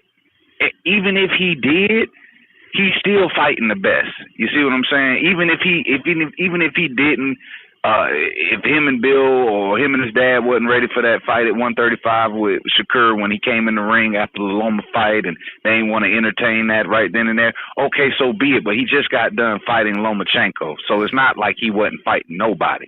You know what I'm saying? So it's like, but you rewarding Tank for fighting Ice Cream Man. You know what I'm saying? And it's like, you know, I like Tank, but you know, come on, like, you know, Tank is another one. They treat him like a 30-year-old prospect. When he gonna actually get in there and mix it up with the likes of Shakur? Or, you know, you so big and bad, you calling out Terrence, move up to 40 and start clearing out 40. Or actually do what you say you're going to do and go up to 47 and fight Bud. Or do something that makes me say, wow, this guy's really you know what I'm saying? Like, give me that, oh, man, Tank's really going to go fight. Tank's a fighter. Tank's, you know, he's making his money, but he's still fighting the best. I don't want to see an Aesop Cruz 2 or some nonsense like that. You know what I mean, Coach? It's just, I'm tired of those type of fights. I want the best. All right, man. Well, shout out to Ron but from yeah, Duval, man. I appreciate you calling. Appreciate you, Coach. Duval County, stand up. For sure.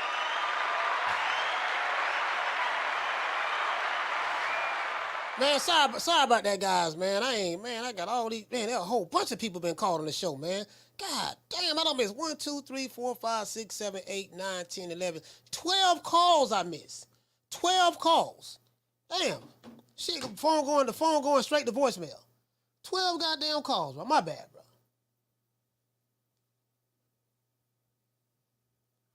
Hold on. I got my main man.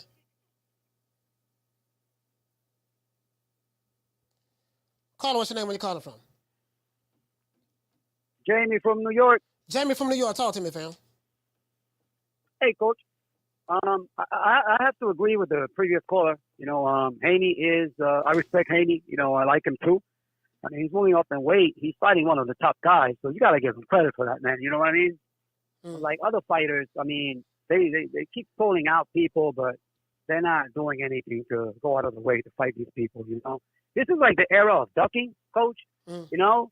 People, you know, these busters, they feel, these young cats, man, they feel that taking an L, you know, it's the end of their career, man. And that's, you know, that's on the fanboys, man. You know, messing with their heads. Because let me say, that's the Floyd Mayweather. That's the Money Mayweather effect. Money Mayweather. Yeah, Coach. It has influenced those guys to do all that. Yeah, Coach. Listen, man. Back in 1999, I remember when Trinidad fought Oscar. Bro, these guys were talented, hungry, undefeated, everything on the line. And let me tell you, man, Coach, we know what happened. Yeah. Trinidad became a superstar, and Oscar was still the face of boxing. You know what I'm saying? Still was. He took an L, but he really lost nothing. He was still the man. And the reason why, too, it was because how he lost. Like, that was Jamie just hung the phone up on accident, but salute to Jamie from New York. It was how he lost. Like, Oscar De La Hoya and Tito Trinidad, when they fought, they was in their prime. Puerto Rico versus Mexico, even though Oscar De La Hoya is American, but that's how that fight was promoted. Don King used to promote Tito Trinidad. Bob Arum promoted Oscar De La Hoya. You get what I'm saying? Oscar was the golden boy. They fought each other in their prime. Now, in today's time, that fight had never happened until it never happened. True. In today's time, that fight wouldn't happen. That fight wouldn't happen. Not in today's time. Not two guys in their prime. If Oscar De La Hoya, let's say if Tito Trinidad was with the PBC and Oscar De La Hoya still with Bob Arum, that fight don't happen today. We're talking about Tito Trinidad, Oscar De La Hoya fighting in their prime. How many fighters you see fighting in their prime right now? I'm talking about top guys, different promotional companies. And it just doesn't happen. Not in today's time, really. Hell, we still trying to get Tyson Fury, you know, and he thought, well, how old is Tyson Fury? 33, 34 years old? We still trying to get an undisputed fight between him and Usyk. Fury rather go fight an MMA fighter. a fight that's going to be counted as a boxing match, he'd rather fight an MMA fighter than to fight for undisputed. But then his fans will come around and tell me he the greatest heavyweight in the history of boxing. I'm like, how? Well, he beat Wilder. He beat Wilder? Okay, what else? Well, he beat Klitschko back in 2015. He beat Klitschko back in 2015. Bro, I saw that fight. It was probably one of the worst fights I've ever seen in my life. Tap, tap, tap, grab. Tap, tap, tap, grab. Tap, tap, tap, grab. It was a tap, tap, tap, grab the entire fight. And then he ducked the rematch. Said he had mental health and all this other stuff. Got popped with cocaine and everything in the system. Like, come on, man. You don't beat one guy and then say, oh, well, you know, and then because I'm looking at, okay, now Klitschko was a valid win. I like Klitschko, that was a valid win. But what I'm saying is, bro, like, come on, man. Like the criteria, the standard, bro, let me tell you something. I've been watching boxing long enough to know this shit don't change as it relates to the perception, how fans, we ain't talking about a long time ago. We talking about just the 90s and even the early part of the 2000s. Say what you want to say about Oscar, call him fishnets, call him whatever you want to call him, but Oscar De La Hoya got a hell of a resume, boy. He fought everybody. He fought them when they was in their prime. He didn't wait till they got old. He didn't wait till they started slipping. He fought them when they was in their prime. Yeah, I want to fight him. Sugar Shane, yeah, I want to fight him. You know, Sugar Shane and Vernon Forster, yeah, I want to fight him. Hold on, who else? Kawasaki, that, you know, a lot of people don't like Kawasaki, but Kawasaki did his thing. I can't lie, dog. Man probably was the best super middleweight in the history of boxing. Joe Kawasaki. You know what I mean? Yeah, I want to fight him. Yeah, who you got? Oh, yeah, I want him too. Matter of fact, line all them up. But it's so political today. It's so political today, right? It's so political. Hold on, as a matter of fact, let me get ready. I do get the politics. It's so political today, but the politics of boxing is not what's bothering me. What's bothering me is the fighters that hide behind the politics. You got fighters that hide behind a promoter. They gonna hide behind their advisor. They gonna hide behind their baby mama. They gonna hide behind Pookie. They gonna hide behind Ray Ray. They gonna hide behind Laquita, Boquisha, Shaniqua, Man, Tom, Third Leg Tyro. They gonna hide behind everybody. They hide behind their fans. You get what I'm saying? I mean, that's just where we at. That's just where we at. Shout out to Ali Mala dropping that $2 super chat. He said, Boo Boo / Benavidez, great fight. Two guys, Duck Nello ducked. You get what I'm saying? So it's you know, it is what it is. So, this fight right here, bro, for me, I'm happy that we got the fight. I think this is gonna be a good fight. I think it's gonna be a great fight. I think it's gonna be a great fight. But I think that Jermell Charlo, I think he could have did a better job in selling this fight. You gotta make yourself a villain. Don't be like Casper the Friendly Ghost, the nice friendly guy. It doesn't seem genuine. You know, shout out on Carla. Hold on. It doesn't seem genuine. Like, nigga, you been Clubber Lane your entire career, then you get in front of Canelo, now you bowing down kissing his ass. Actually, it really make you look bad. It make you look bad to me, to the niggas in the street. We're like, hold on, man, who this nigga is? Like, it's really making people feel like he coming to lay down to get the check. True. Carla, what's your name when you calling from? What's going on, Coach? A good show today. It's Coach Eddie from ATL. Man, Coach Eddie, ATL, talk to me, fam. Hey, man, I'm glad you pulled this up. This is a good subject today, man, because like I say, boxing game definitely has changed, man. Yeah. I think one thing is that these guys, you know, Bob Arum got a good business model. Yeah. You see what I'm saying? Whether you like him or not, they was paying these guys $3, $4, $5 million to fight nobodies. And back in the day, if you wanted to make some money, you had to fight somebody. They weren't gonna pay you no $1 million to fight no hog head cheese sandwich. You had to fight somebody. You had to fight somebody. But now these guys, getting paid. You had to earn them $3 million. You ain't gonna get paid no $3 million to fight no doggone to fight no doggone I don't know, somebody got Homie the Clown. No, you want $3 million? You're gonna have to fight this top guy right here. Like the shit that's going on today, like, no, you gotta fight the top dude if you want that spot. You had to fight him. Like, you know, you had to fight this dude. If you want the fame, the notoriety, you had to fight that other guy. You had to fight it. You had to fight somebody. Yeah.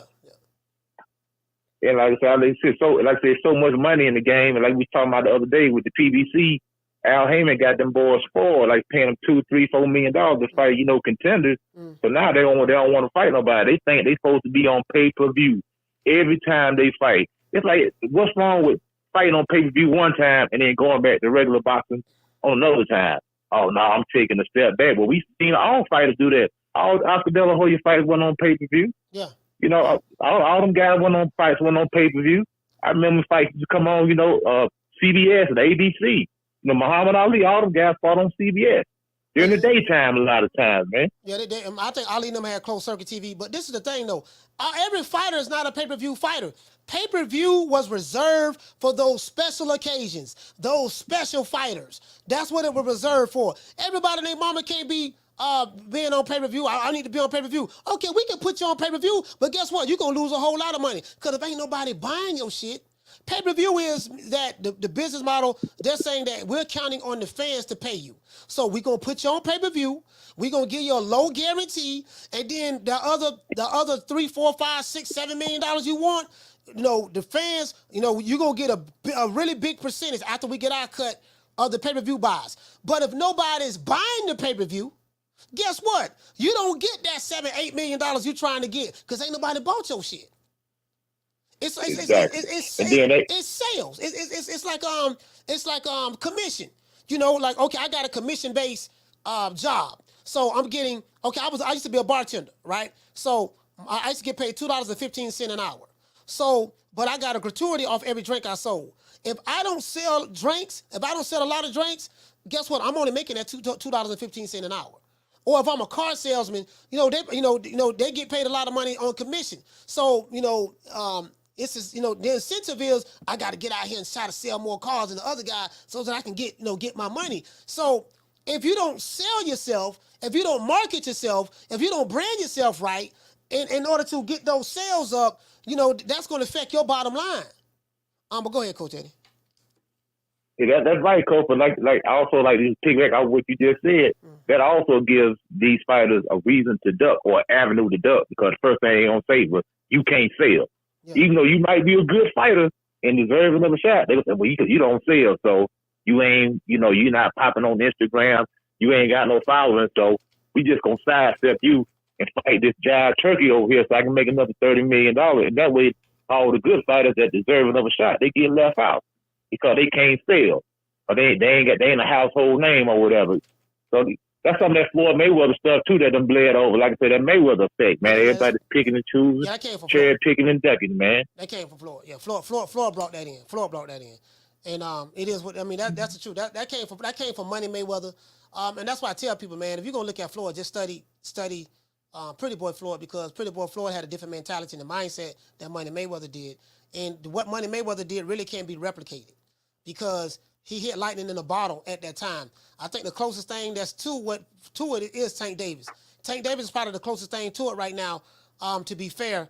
But outside of that, I think Tank Davis is replicating that. Outside of that, Devin Haney has to fight. Yeah, he fought George Kambosos, but he has to fight the Lomachenkos. He has to fight the Regis Prograis versus someone like a Tank. He don't have to fight the Lomachenkos to make a lot of money. He don't have to fight the Regis Prograis to make a lot of money. So I think that's a difference. And Devin Haney has to do things that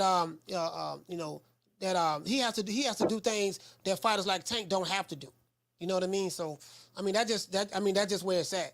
Shakur has to fight Edwin De Los Santos. Edwin De Los Santos is this guy that a lot of people say he's a bad motherfucker. He is, so he has to fight him versus someone that's a little bit more fortunate don't have to fight that guy to make the kind of money that they want. So, but Coach Eddie, man, thank you for calling the show, man. ATL, stand up, salute.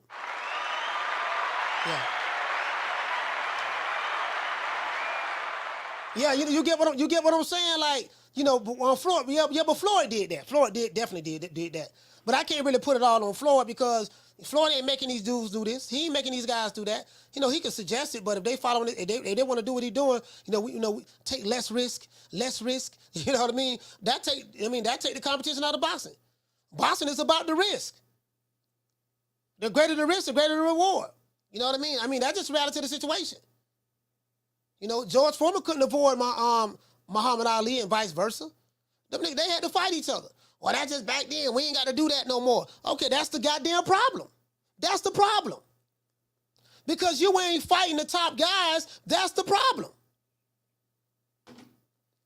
Carla, hold on. Shout out to Paul. Hey, okay. For dropping that half for bam, dub on your boy. Hey, Leroy. Super chat received. Playtime's over, boy. Oh, he said Oscar fought a prime Mosley less than a year after Trinidad. Yes, he did. True.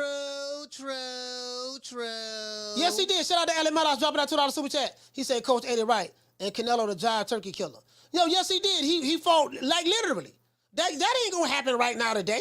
Come on, man. I'm calling. What's your name? Where you calling from? OP Gamer from Boston. What's up, Coach? OP Gamer from Boston. Talk to me. Man, I jumped out of my skin. I had a nightmare last night. I was thinking about how it could all go wrong. So Canelo's got 3 fights for the PBC. Tell me why Canelo wants to win. I need to know why Canelo wants to win this fight. You want me to tell you Can why you give me a Canelo wants reason? to win? Yeah, have you seen the fire in his eyes? Have you seen the determination? Besides that one presser where he goes, "I will win." I mean, he looked pretty much the same to me. Like, you know, to be honest with you. Do you think he's gonna lose? You just made me think of something when you said Oscar. Carl said Oscar never lost his value when he lost. Canelo, I don't think will either, right? If he loses to Mel, again, I'm gonna put my tinfoil hat on. I think everyone wins. Charlo wins. He gets the rematch, right? They get to kill 2 birds with 1 stone, right? Canelo fights twice. That's twice the amount of money, twice the pay-per-view buys. PBC reaps in the benefit of that. So you get 2 fights for 1. I don't think he loses his fan base. You still have Canelo the star. Vegas wins all that money because you saw all those pluses, right? The only minus is if minus 120 on 10.5 and under. I'm really hoping we have an honest boxing match this time around because I'm starting to see things line up. Like people are putting $5,000-$6,000 down on Charlo. I'm like, why are they doing that? You know? And I just hope Canelo wants to make a statement. You know what I'm saying? Because if he loses, there's a rematch. So that's more money for everybody. For Mel, for Charlo, for the PBC. And he still has 2 more fights. He's not going to lose his fan base because they're loyal to him no matter what. 1 loss isn't going to make him less of a draw. What do you think about that conspiracy? Yeah, I don't really think much of it, to be honest with you, man. I'm trying to line up a bag, and I'm getting real fucking nervous. Yeah, I think Boxing's been doing me wrong lately. Yeah, I think you're overthinking it. I mean, that's just my opinion, but yeah, I really don't. It can't be all that, right? It can't be all that. Yeah, you overthinking it, fam. You overthinking it. In my That's all I needed to hear, Coach. All right, man. That's all I needed to hear. Shout out to OP Gamer, man. Have a good one. Yeah. Yeah, you overthinking it, man. Hey. Yeah, nah, see now. Hey, see, this what dudes be going wrong at too. Nah, see now. Hold on now. Hold on. Carla, what's your name? Where you calling from? Carla, what's your name? Where you calling from? Yeah, this is Ray. Your man's Ray from Dallas. What's up with it, Coach? All right, shout out to Ray from Dallas. Talk to me. All right, look, man. Like Coach Eddie was saying, man, shout out to him. This is a good subject. The first thing that I want to talk about, man, that you mentioned and that you touched on was the fact that in the grand scheme of things, the Mayweather effect of things, right? I want to take it a step further, right? The reason why things started changing in terms of like pay-per-view, remember when you said, hey, yeah, you got to be special? Yeah. Well, that was true. And Don King, you know, as great as a promoter as he also was a crook too as well. Tyson is the perfect example that just comes right off to your mind, right? Used to barbecue, have all your food ready, you know, have your wings ready and everything, be ready, you're popping your popcorn, your chips ready and everything, got drinks, even got your girl hair and nails there for the Tyson fight, only to see a 5-second fight and you done paid $59. You feel what I'm saying?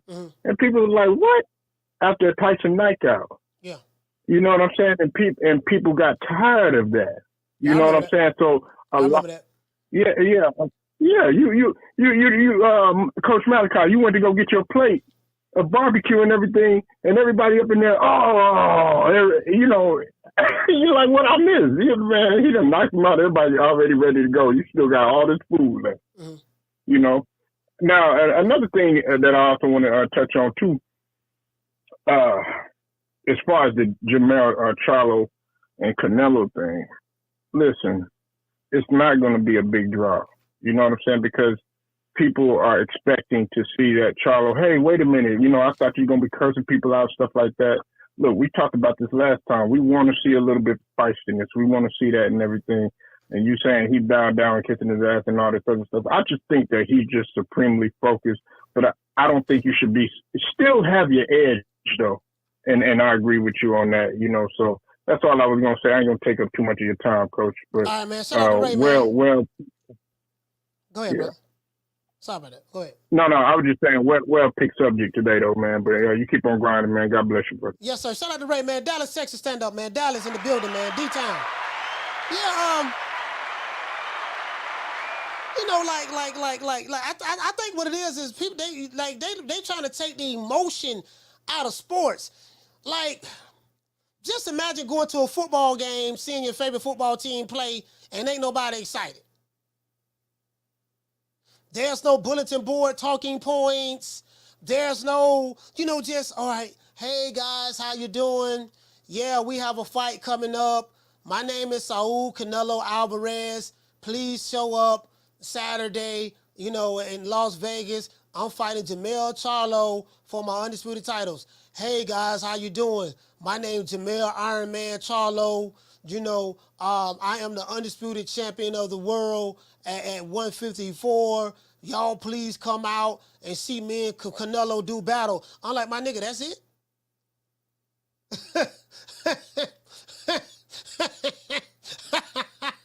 I mean, that's it? Like, hey, okay, so that's it?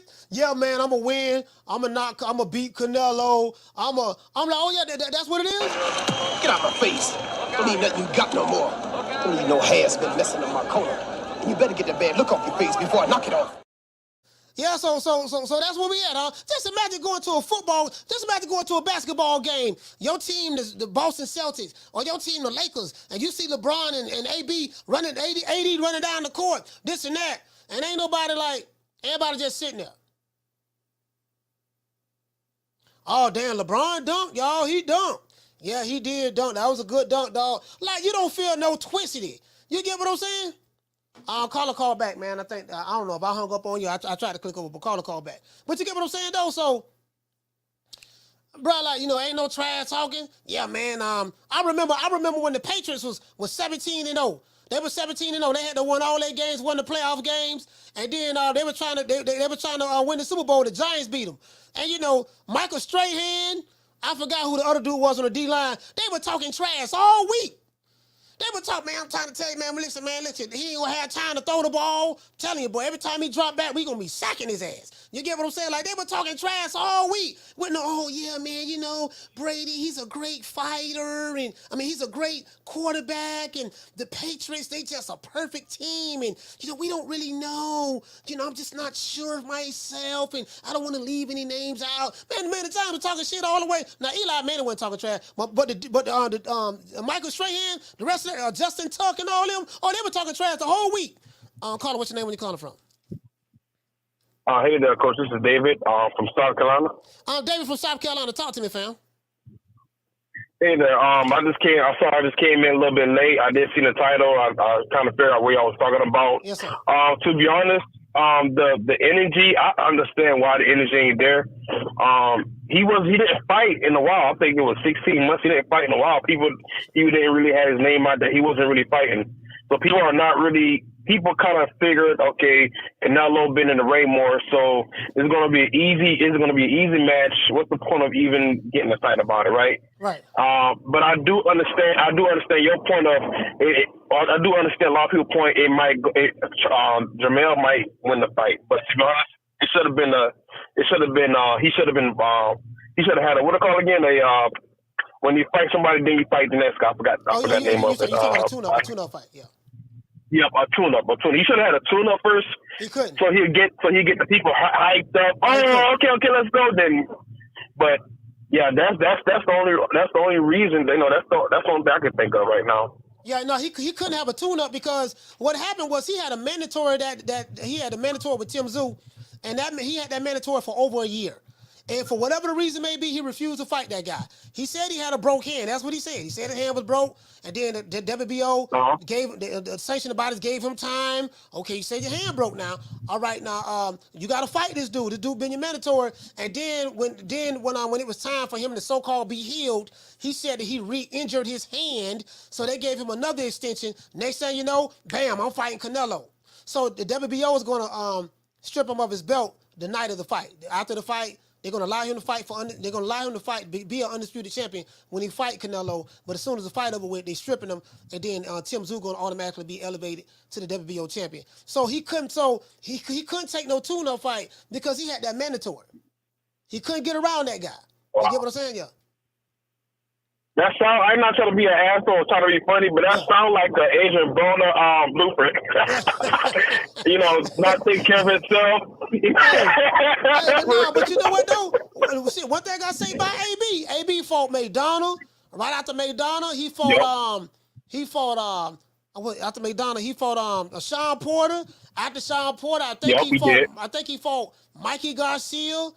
So then he ended up fighting Pacquiao. I'm not saying he fought them all in that order, but AB, he won that fight because it was a close draw, right? No, he lost all. Wow, I looked at it. Look, he kind of won though. Yeah. It was a good fight though. Which fight? Adrian Broner and Porter. It was a good fight. Which one though? He looked good in that fight though. And who? Adrian and Porter. Sean Porter. No, hell no, man. Sean Porter ran through goddamn AB. He roughed him up. Sean Porter. Now AB did drop him, knock Sean Porter down in the 12th round, but no, man, Sean Porter fought that man like a bulldog, man. He mauled this dude. Man, hell no, that shit went I gotta let that fight again. It was a long time. I gotta watch that fight again. Yeah, all right. Hey, what's up, David, man? South Carolina, salute, fam. Yeah, man, he dropped Porter in the 12th round, but shit, doggone, Adrian Broner lost 11. We'll give him the 12th round because he dropped Porter. But after that, besides that man lost. That man got beat every goddamn round, man. Listen, I was mad at Sean Porter. I said, man, he bulldogging Adrian Broner. He just got too physical with him. He got too physical with Broner. True. You get what I'm saying? I plead the fifth.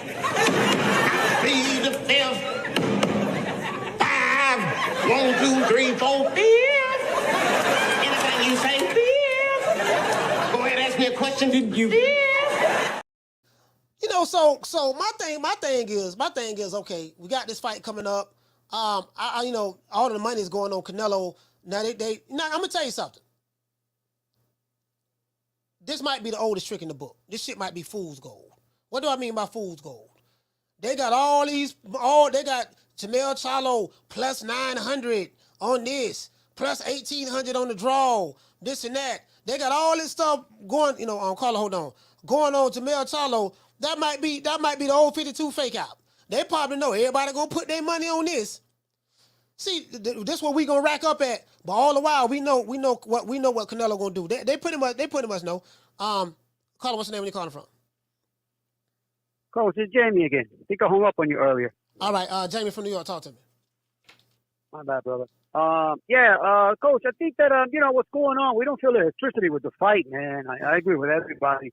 It's that Charlo, the man is undisputed, and it's sad that he's hardly known.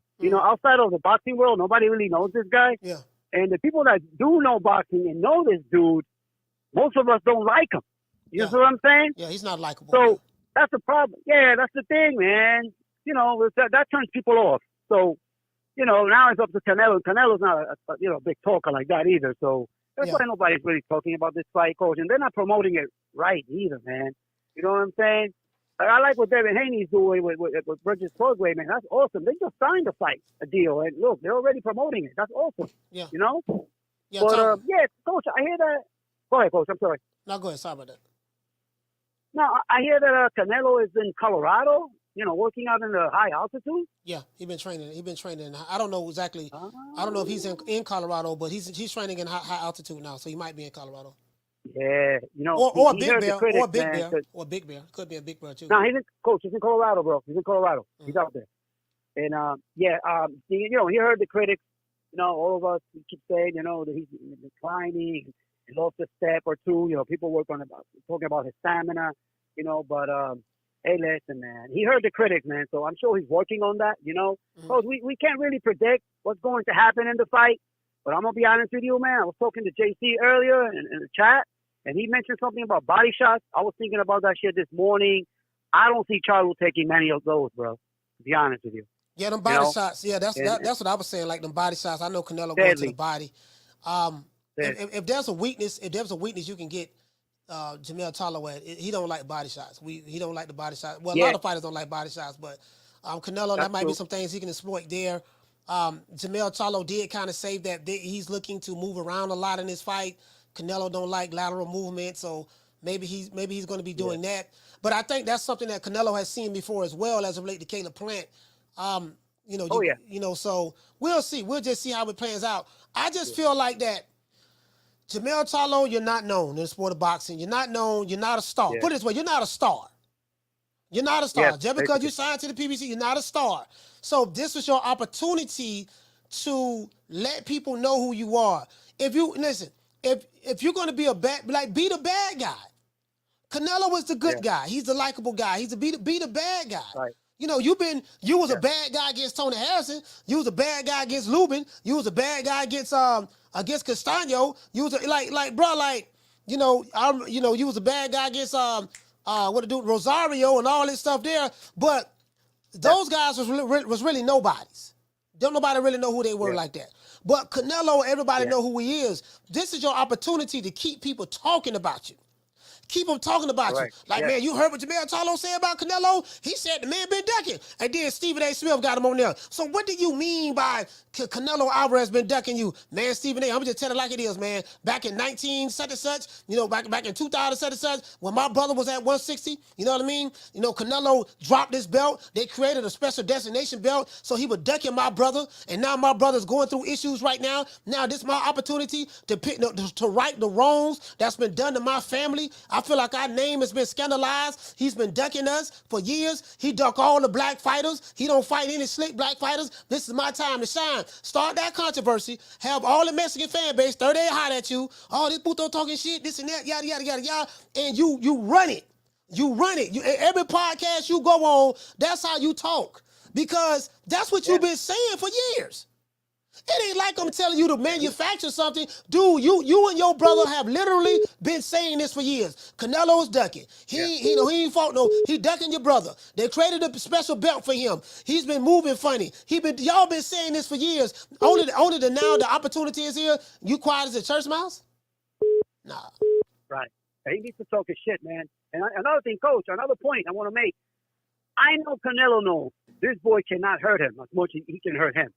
You know what I'm saying? He's going to come in with the high guard. He's going to counter all night, and he's going to throw it. He's coming, man.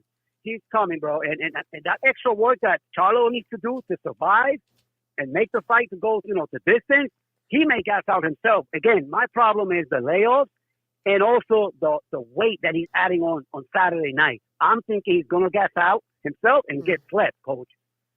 That's my call, bro. All right, shout out to Jamie.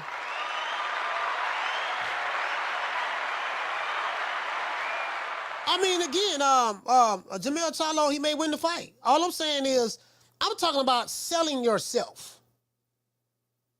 Selling yourself. That's what kills me with these guys. They talk all this shit about Mayweather. Yeah, man, Mayweather blueprint, Mayweather this, Mayweather that. What they forget about Floyd Mayweather is Floyd Mayweather was a salesman.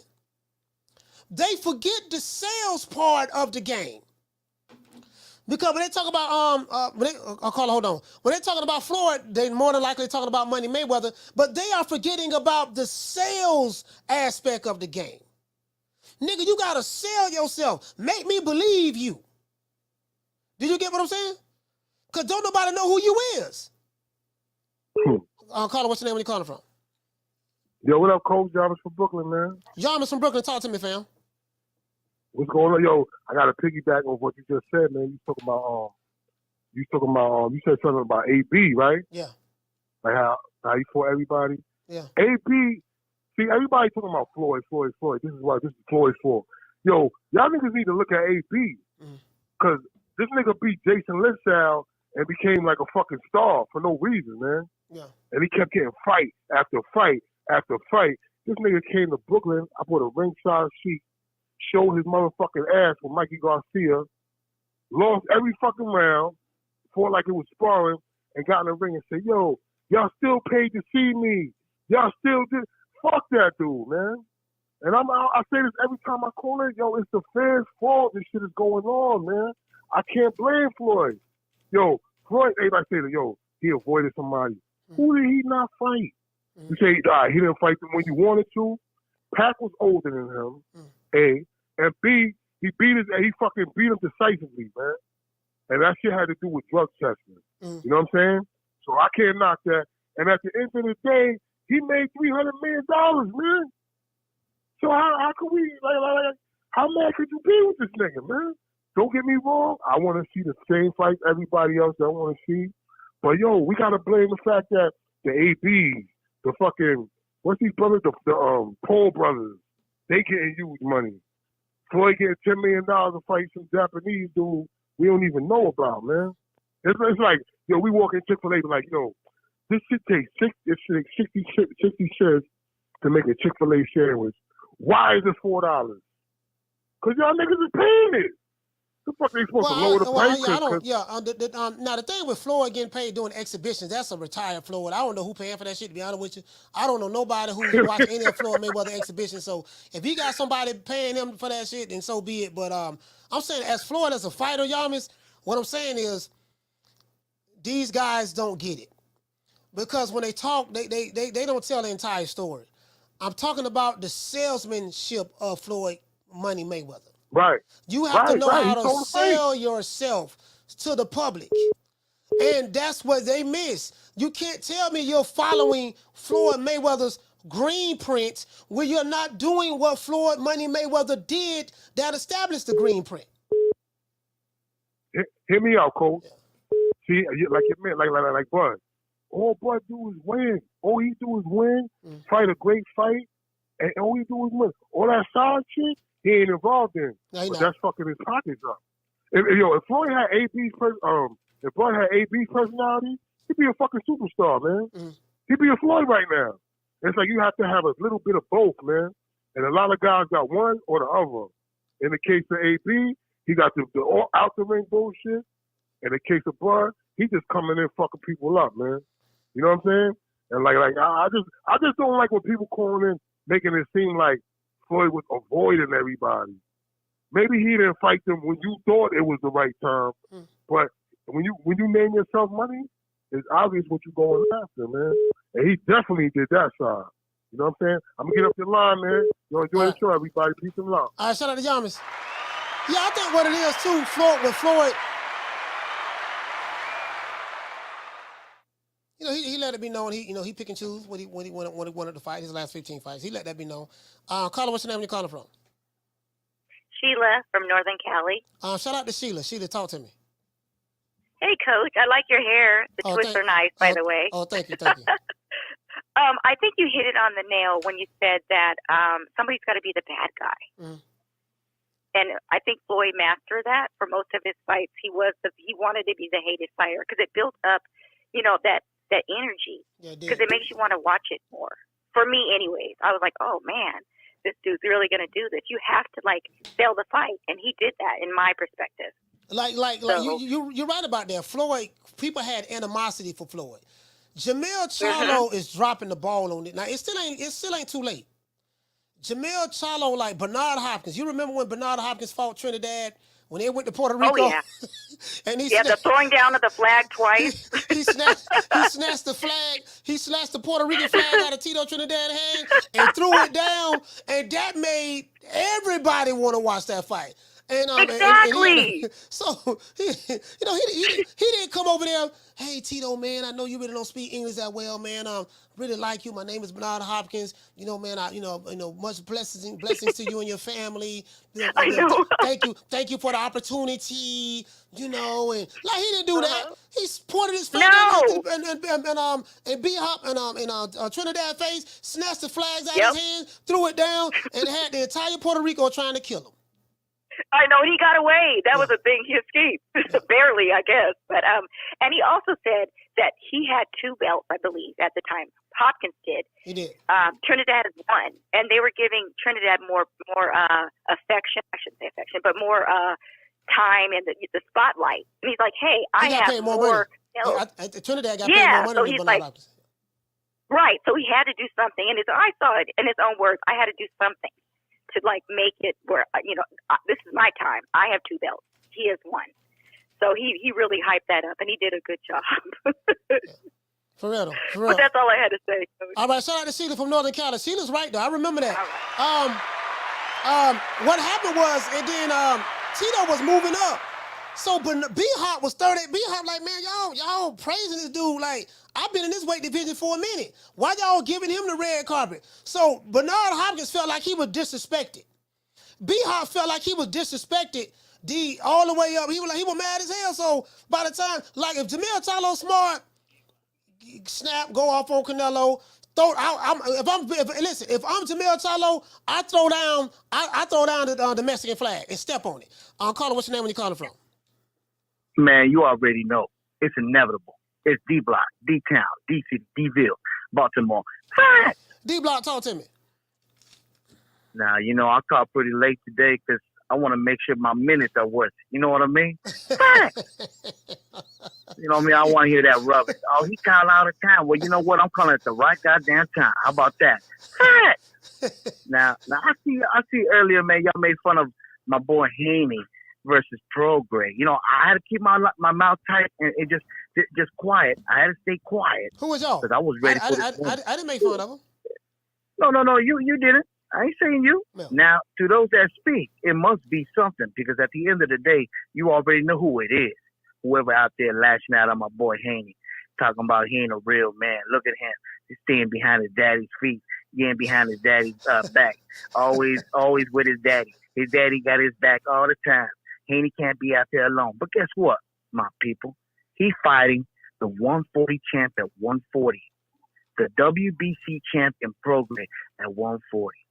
Something y'all said my young pup couldn't make happen. Yeah. And there he is. Undisputed. Beat Cambosos. Beat Lomachenko. The man that ended the man with Lopez to the man that began the run, Lomachenko. And now he's going to fight the WBC champion at 140. What you got to say with that? I'm not going to lie. Regis Prograis got me hyped because he said that Devin Haney has been spoon-fed his entire life. Everything he got been given to him. Regis Prograis said he got it from the mud. He said, I got it from the mud. Devin Haney, he basically he called him a paper champion. Everything was laid out for him. Now, his father, Bill Haney, did have everything laid out for him. I take my hat off to Bill. I can't get mad at him for that. The father, people like Trinidad and all those guys, they really had to get it the hard way. But I'm saying, but the father really laid it out for him because of the political climate that we're in. And again, I don't want to leave any names out. Or I don't want to throw nobody under the bus. But Bill did a wonderful job with his son. Like the things that Bill is, I call Bill Haney the politician. So I take my hat off to him, man. And I can't hate on him for that. But what do you think about Regis Prograis saying that the man is a silver spoon? He had the road paid for him and glitter and gold and all that stuff there. He's a paper champion. What you think about that? He say he gonna hurt Devin Haney bad. I'm gonna do it like this. I'm gonna say it like this, and I come with fact. He can't take that spoon inside the ring, can he? Can he take that spoon inside the ring when he's boxing? Take Does he have a spoon with him when he's boxing? Take the stool. The spoon. Is he taking that spoon? Oh, the spoon with him inside the ring? Oh, no. He ain't taking no spoon. You could say we can all say that his daddy paved the way for him, but it's up to him to lace them gloves and be in that ring and make it happen. Yeah. And he's made it happen. Fact. Yeah. So Prograis can talk all he want to do. At the end of the day, we going back to California, where Mr. Haney's from. The WBC 140 champion can't even have his own fight in Louisiana because ain't nobody care about him there. Yeah, and that's true. He's not a draw. Regis Prograis is not a draw. That is true. So I want to call back. I want to call back later in the show. I don't know what time you're gonna close the market, Coach. I don't know what time you're gonna close the show. But I'm gonna tell you when I'm gonna come with it. I want to talk some shit too. D Block, D Town, GC, Deville, Baltimore, stand up. Shout out to D Block, man. Shout out to D Block. Listen. Shout out to Roberto Hernandez. Dropping that quarter of a bam dub on your boy. Super chat received. Playtime's over, boy. Man, let me tell you something. If I'm Jermell Charlo, I'm throwing the Mexican flag down. I'm throwing the Mexican flag down. That's what I'm gonna do. Right now, like, bro, you gotta take a chapter, you gotta take a page out of Bernard Hopkins, out of his book.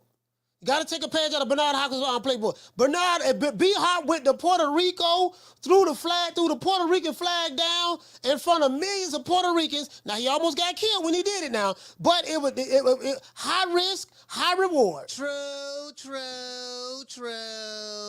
You got to do that. You got to do that. You got to do that at this point. At this point, the week of the fight, don't nobody know who you is. Man, come on, man. Well, listen, but they better be lucky, dog. They better be lucky that Showtime hired me to be like the announcer. And bro, they better be lucky, boy. I ain't up there on stage, boy. Shout out, what you say, fam? You said that arena would be 90% Mexican and would be packed. I think black versus Mexican automatically sells. We don't need to add fuel to the tension. I disagree with that. If black versus Mexican automatically sell, tell me why Esau Cruz and Tank Davidson sell. I totally disagree with that. It has to be the right Mexican and the right black fighter. Has to be the right Mexican and the right black fighter. You know what I mean? So, it ain't no. Put it this way: if it was that damn simple, all right, let's just take a whole head cheese sandwich from Mexico, take a pork chop bone from America, put them in the ring together, and it's gonna automatically sell. We're gonna do astronomical numbers. True. No, hell no. I totally disagree with that. Shout out to, Roberto, that's the narrative that's being pushed. But guess what? You better have the right goddamn Mexican fighter, and you better have the right black fighter. Put Jaime Munguia in there. Put Jaime Munguia in there against Jermell Charlo, or put Jaime Munguia in there against Tony Harrison. Put Jaime Munguia in there against Tony Harrison, and see how good you sell on that there. Caller, what's the name where you calling from? Martin from Oakland. Martin from Oakland, talk to me, fam. Yeah, Coach, if Charlo throw that Mexican flag down, you forget that man lives in Texas. He better pick it up and dust it off because, man, you think cartel is deep in California. They thick up in Texas. Hey, bro, listen. Bernard Hopkins did it, and he was in Puerto Rico. Yeah, but that's a tiny island. Ain't nowhere near the size of Texas, Coach. Bruh, no, I don't think you understand. Sweet Tito Trinidad. No, I'm knowing. Bruiser Brody went out there to Puerto Rico and didn't come back. You an old school wrestling fan. You know who I'm talking about. Yeah. I'm saying, bro, listen, when Bernard Hopkins did that sold that fight. The Puerto Ricans was so goddamn mad. That fight was huge. But listen, Bernard Hopkins was an underdog. I think Tito Trinidad got paid more money. Like he was disrespected and all the way up to the fight, and he got fed up. When he did that, listen, the whole hood got behind B-Hop. Entire Puerto Rico, they tried to kill him. They had to bring the Puerto Rican National Guard to escort him out of there. They just send him out on a helicopter or private jet or whatever. I'm just saying, bro, that move right there sold that fight. That's what I'm saying. Everybody knew who Bernard Hopkins was right then. Without a doubt, because B-Hop got tired of being the B-side. It was like, man, I'm better than 99% of the guys that I'm beating over here, and I'm not getting nowhere near the recognition. You know, so he had to do something to, you know, to get himself on the, you know, global radar of, you know what, I'm really that dude, and if you guys don't admit it, something's wrong with you, not with me. And he did that because ever since then, nobody forgot that name, the executioner before he was the alien. Yeah. You know what I'm saying? Yeah, but let him. Yeah, I'm with you, Coach. I wish there was a little bit more. I wish there was a little bit more attention to this fight, but it is what it is. I mean, I think basically just pay-per-view boxing overall, it's on the decline, if not outright dead. Because if you think about it, the Zone had Canelo all that time, so he was off pay-per-view. And these last few fights, they haven't really been any fights that anybody really wanted to see outside of the Plant for Undisputed. You know what I mean? Yeah, that was a big fight. That was a big fight. Canelo and Plant did some good numbers on that fight. I just think what it is don't nobody know who Jermell Charlo is. I think that's the problem. Jermell Charlo doesn't have a fan base. Canelo has a fan base. Yeah. Jermell Charlo don't have no fan base. I don't see a whole bunch of motherfuckers talking about, Jermell, like how they talk about Tank, how they talk about Spence, how they talk about Crawford, or how they, well, especially Crawford now that he beat Spence. But I'm just saying, like, I don't see people running around talking about Jermell Charlo like that.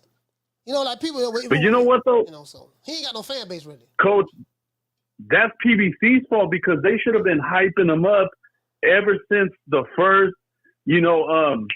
old boy Castano fight, and even once he became undisputed. Like, look, man, we got another undisputed champ. You know, number whatever he was on that list, number 7, number 8, I forget what he is. Yeah, you know what I mean? But they didn't. It was just like he popped up, he fought. And then he just vanished. And they should have been pushing him out there, at least do some goddamn interviews while his hand heals up or whatever he got, bruised vagina, scared of Tinzu. I don't know what it is, but, that's kind of what hurt him, I think. Yeah, I mean, it is what it is, man. I can't really put it all on the PBC.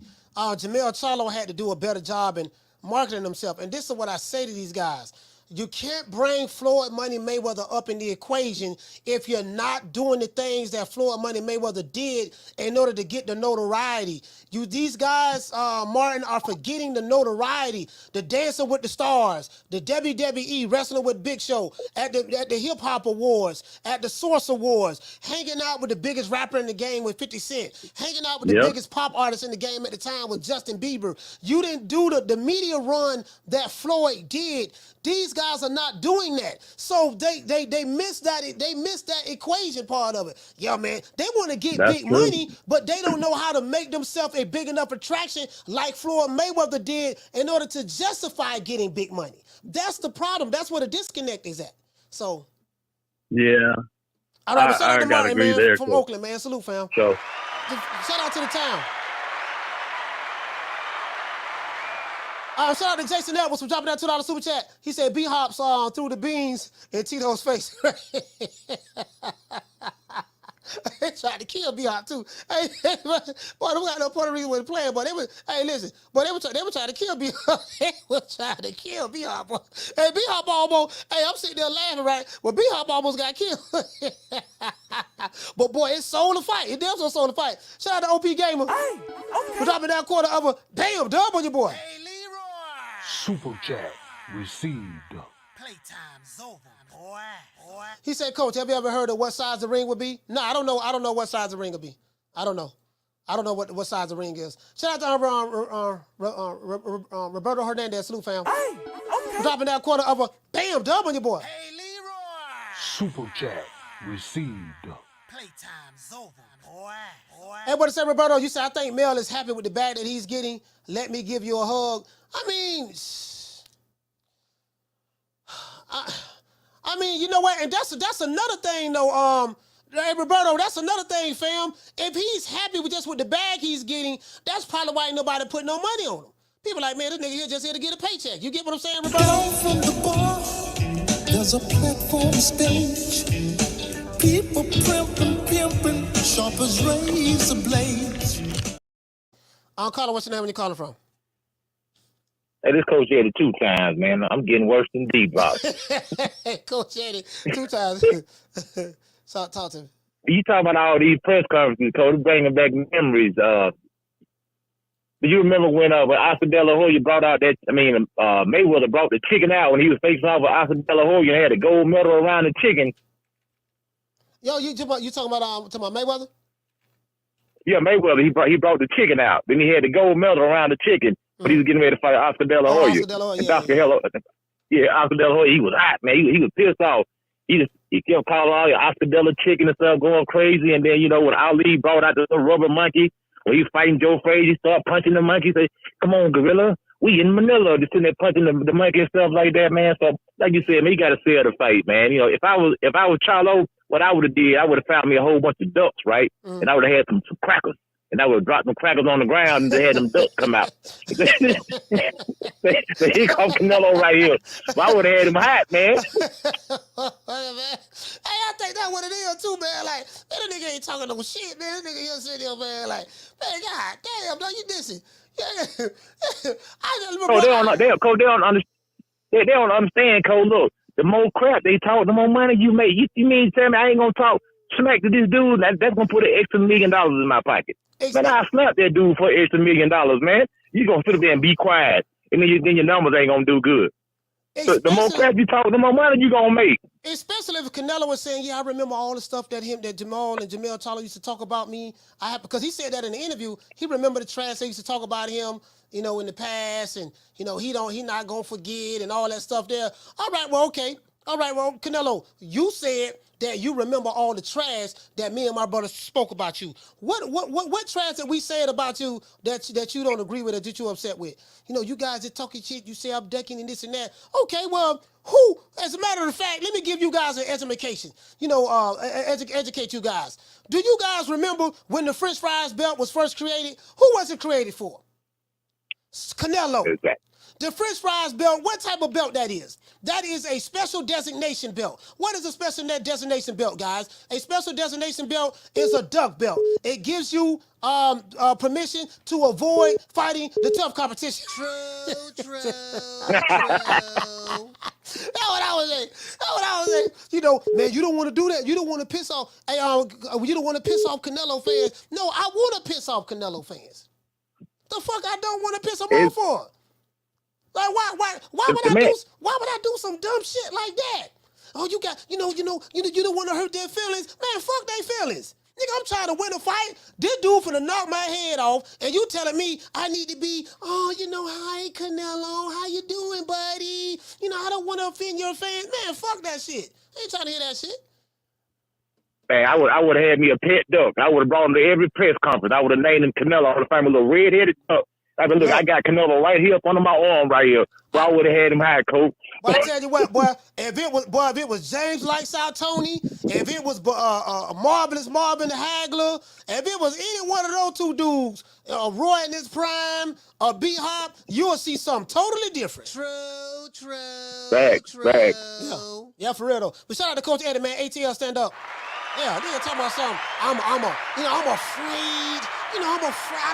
I don't want to piss off the fan base. That's the whole point. Piss off the fan base. Make them mad. Energize them. Give us a reason in the hood to believe in you. Oh man, that nigga. I don't know. That nigga talking cash shit, boy. That nigga. You saw what that nigga did, man. What happened, man? Man, we in the barbershop. Man, Jermell Charlo, man, threw the Mexican flag down. He did. Man, that nigga crazy, man. All the Mexicans chasing him for real.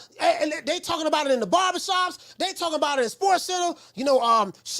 Shannon, what's going on? What's going on, Stephen A? Man, did you see what happened at the press conference the other day? What happened? Man, Jermell Charlo threw down the Mexican flag and stepped on it. Man, they had so many Mexicans out there running at him, trying to tear his head off. He was running down the street. For real? Yeah, like it done been a meme. It done went viral all over on social media. Caller, what's your name and you calling from? Troy Graham, Baltimore. What's going on with you, Coach? Troy from Beatmore, talk to me, fam. Well, maybe there's a reason he's being quiet. Maybe he knows the end of the story before it even happened. Because he's not a quiet, subtle dude. He never has been. He's not one when he's not boxing. He's not one when he's just never been the subtle one out of the twins. I mean, we saw the subtle one get slapped up, right? But now he's Caleb Plant slapping his brother. That's the subtle one. That's the quiet one. Yeah, but now he's being quiet. Why is he being quiet? The biggest fight of his life, he said it before it even happened, that, nah. He got the wrong brother. I didn't get offered no Charlo fight. And there wasn't no Charlo fight, but the Alvarez fight back in the day, that was my brother. And here he is now. He has the Alvarez fight, and he's being quiet. Why is that? He's never been subtle. He's never been quiet.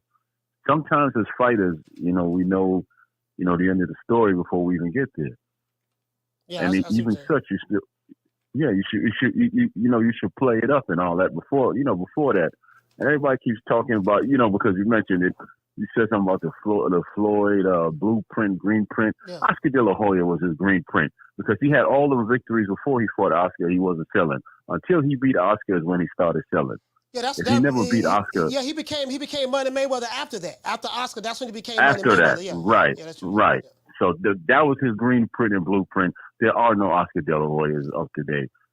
So y'all can stop worrying about that. You got to go another route. What you got to do today is, like you said, you got to sell yourself. There ain't no mouthpieces like Toney. There ain't no mouthpieces that'll be out here and talk about you from the head, talk about your mama, talk about everything. Jay Toney talks about everybody. You don't give a damn who he was fighting, right? He just broke it down like that. This is the thing that gets me, right? Y'all been talking shit about Canelo for years. You and your fan base. Listen, the few fans you have, but y'all been talking about Canelo for years. Jermell Charlo, Jermell Charlo saying that, yeah, man, Canelo been ducking my brother. He been avoiding my brother. He been doing A, B, C, and D. Right? This is what you've been saying for years. This is on record. So, whatever. So, that's your beef with him. That's your gripe with him. Why not bring that gripe back up? You've been saying for years. How you gonna say this shit for years about Canelo, and then when you get face to face with him, it's some total opposite? To me, I'm saying to me that's fake. To me that's fake because it's not genuine, and I think that's why ain't nobody bet no money on him. I mean, that's why all the money going in on Canelo. It doesn't look genuine because if we're being honest, when I look at all the stuff y'all said in video in the past, y'all always said, yo, man, Canelo been ducking. He ducked my brother. He did this. He did that. Yada, yada. Y'all always said this. So come on, man. I mean. Man, let me tell you, man, that was me. I would go like James Toney route. He wore the hat to the press conference and he was fighting heavyweight. I think it was Ruiz back then. Ruiz was Puerto Rican, was Mexican, but he wore the hat. He had people come out playing some Spanish music. Every press conference, I would do the thing like the brother said with the ducks, and I would order tacos and send it right up to him while he was at the press conference. And I would just get people coming in and saying, horrible fighter. You just want payday. I would just irritate the hell out of him. Not only man. I'm gonna let you go, but not only that. Yeah. Both Charlo brothers were in Mexico when Canelo fought John Ryder. They have Jamil Charlo on camera saying, "Look, man, Canelo he don't lost a step, he don't slip." He said, "I beat Canelo. I beat him." He said that Canelo that fought John, that Canelo, he's on camera in Mexico. He said that Canelo right there. He said, "Yeah, I beat him." Canelo don't want to see me. That's what you said. So now Canelo's seeing all this shit. I'm glad you said John Ryder because I'll get him too and be like, man, he won, but he ain't that good. Yeah. I'll trust me. I'll pull out all the stops just to piss his ass off. That's exactly what I would do. I mean, listen, the Mexican fans don't like you in the motherfucking ways. That's right. Kissing Mexican boxing fans' ass is not going to help you. Ain't helping you.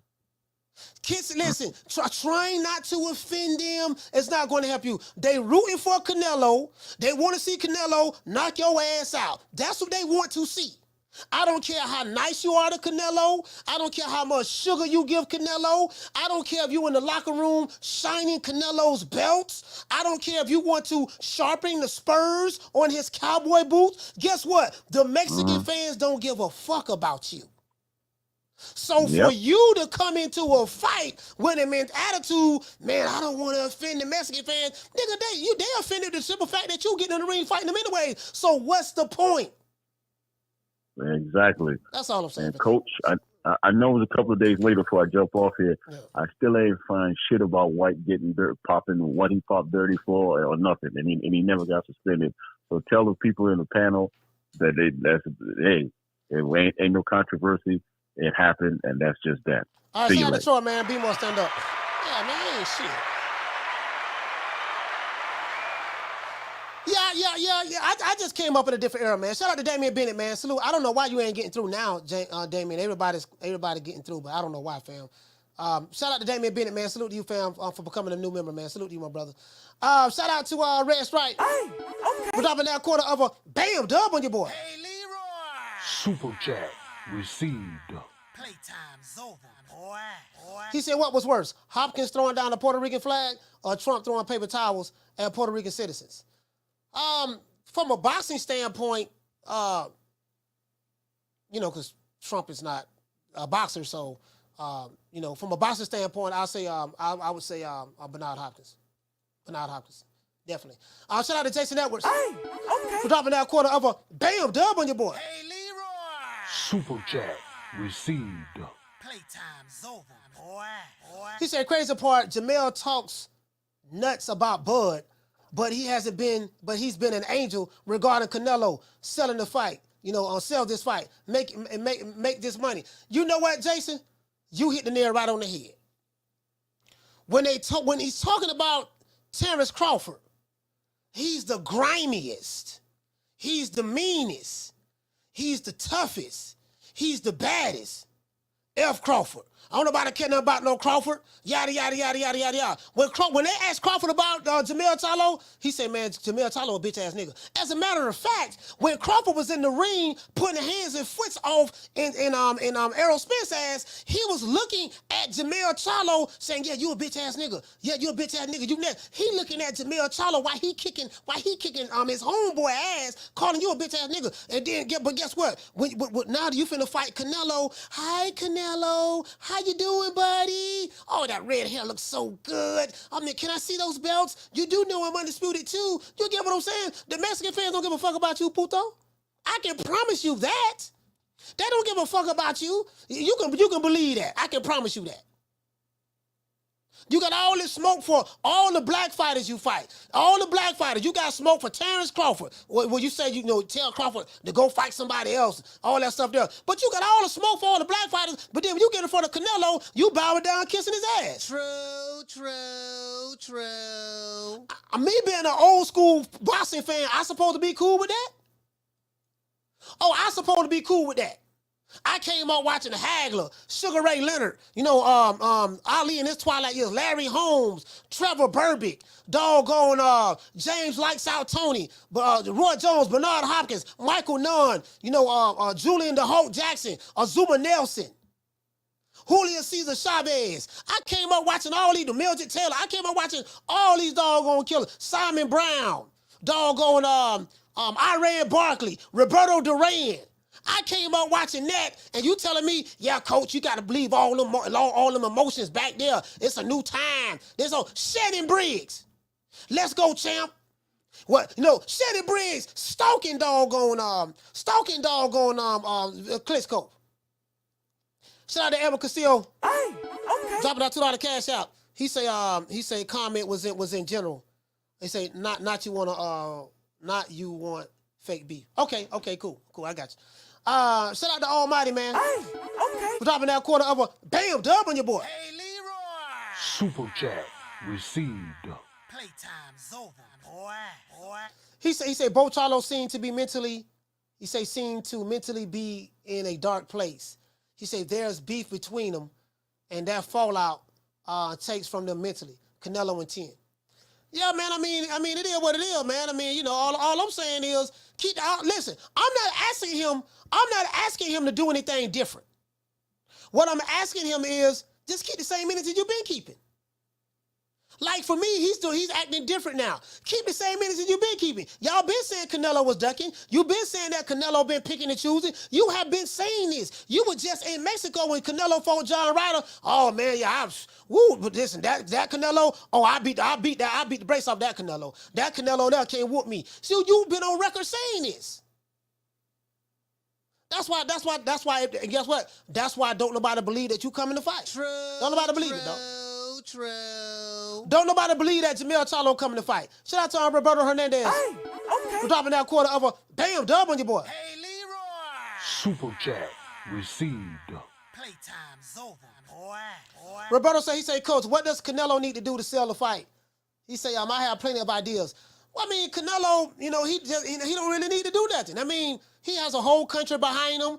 The PBC, not the PBC, but Showtime, Paramount gave him he got a 103-fight deal, $100 million contract with them. So, Canelo, you're the draw. You're the draw. It's what the other guy needs to do in order to bring some excitement. One, make people believe that you coming to fight. Make people believe that. That's one. I mean, Canelo, all he got to do is just show up. Let me tell you something. We saw something different with Canelo in the Triple G fight, the first fight.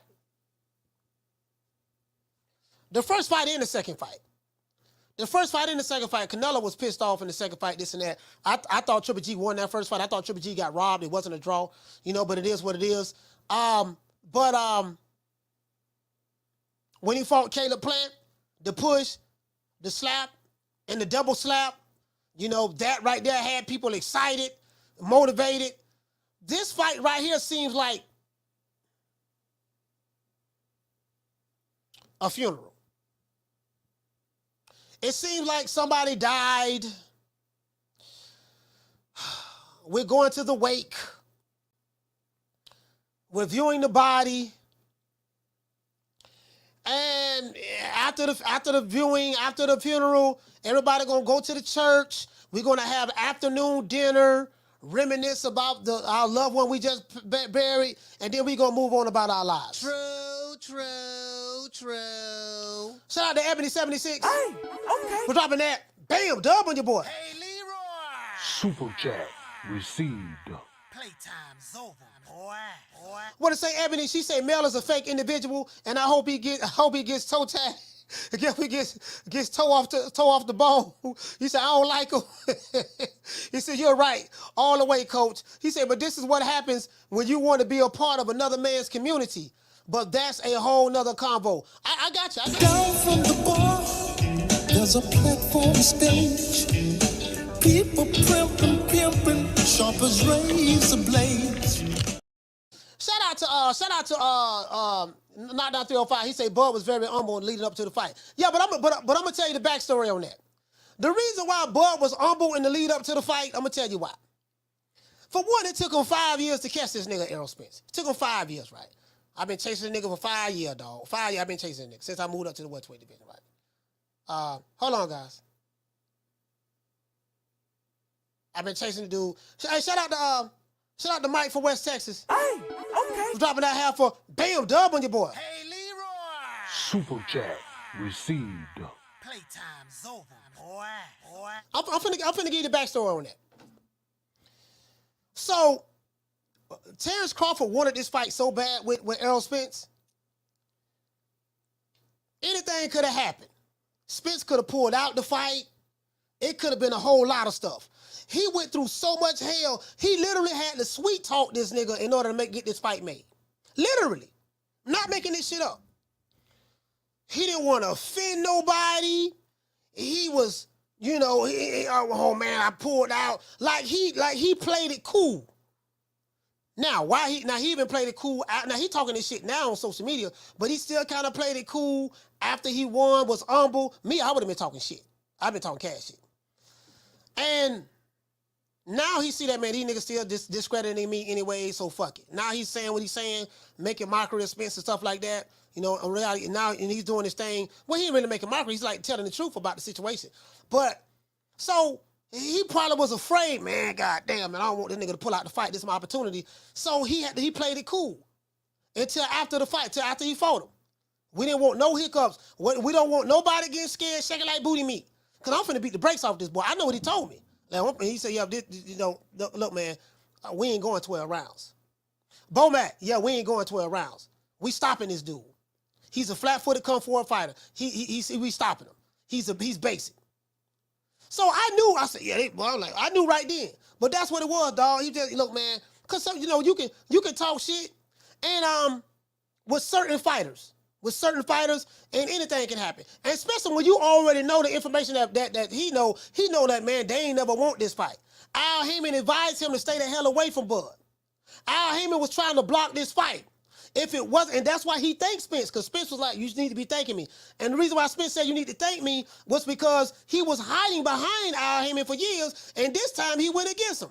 So Bud just, he played it cool. You know what I mean? That knocked down 305. That's the only reason why he did that. I listen. That's the God's honest truth, fam. Carla, what's your name? Where you calling from? Man, Coach, it's D-Block. 2 times. D-Block, talk to me. Coach, I'm gonna tell you something, man, and I'm coming with fun. Do you really think, after all the fights, after all the talking, which has not been any talking, been nothing but hugging the whole time, has Charlo presented to you that he's ready for this fight? Nah, I mean the all access, him running and training and stuff, showing him doing yoga and all this old crazy. He doing yoga and all that stuff. That I'm not gonna lie, D-Block. I'm not convinced, dog. I'm just not convinced, man. I'm trying. I want to be convinced. I deep down in my heart of hearts, and I rock with Jermell Charlo. I want to be convinced, dog, but I'm just not convinced, dog. I'm not. I don't believe him. I don't believe him. I'm gonna tell you like this, man. I'm gonna tell you like this. Just like his big brother, he can't handle it, man. He's not gonna handle the pressure. The same way Montiel went in that ring and took his soul away from boxing, the way he took his brother's soul away from boxing and he was Mexican, and he took that slick black fighter's ass and took his soul. He took his big brother's soul. Who? Guess what the hell? Montiel against the WBC champion at 160. Oh, you talking about Juan Montiel? Oh, no. Charlo beat Juan Montiel. What you talking about? He took his coach. He took his soul. He took something out of him, coach. Okay? And that's why you say that? Fact. Juan Montiel, why you say that? How? He's never. Daniel Jacobs took his manhood away. He took his ticket. Hey, I'm taking your ticket. I'm taking your manhood away. You ain't a real G like me, homie. And he plastered it on YouTube. And Montiel finally took his ass away. Took him from boxing. Coach, if you look back at that fight, Charlo has never been the same again. Even the way he talks. He got addicted to drinking. He got women problems. Ever since that fight, Coach, he's never been the same again. And that's fact. He did a Chavez to Taylor fight. D-Block, them ain't facts. I mean, he was having issues. The reason why he ain't been the same because he's having issues with his, with his wife, with the divorce and all that stuff there. That didn't have nothing to do with Juan Montiel. He beat Juan Montiel. Now, he did kind of go life and death with him in the second half of the fight. That is true, but Juan Montiel had nothing to do with that. There you go. There you go right there. Life and death. Just like Taylor did with Chavez, even though it was different. Okay? I'm telling you, Coach. I want everybody on the chat to go look at that. Because I'm being real with you. When I see this shit, I saw his soul go away from him. Okay? So anyways, what I'm trying to get to, because like I said, I was going to call again, is you imagine what Montiel did to his big brother. What the hell you think Canelo's going to do to this, Charlo? Houston, get ready. Wake your ass up. Because my boy ain't just going to body slam your man. He's going to take him to the morgue. He's going to make sure you never hear from Charlo again. He's going to make sure that you don't know who he is no more. He's going to go in there, Coach. He's going to give him his prayers to the Virgin Mary, to everything, because I think Canelo's Catholic. and he's gonna make sure the homie rest in peace. D Block, D Town, DC, D D-Block, man. Houston, D. Oh man, D Block say facts. No, D Block, them ain't facts. True.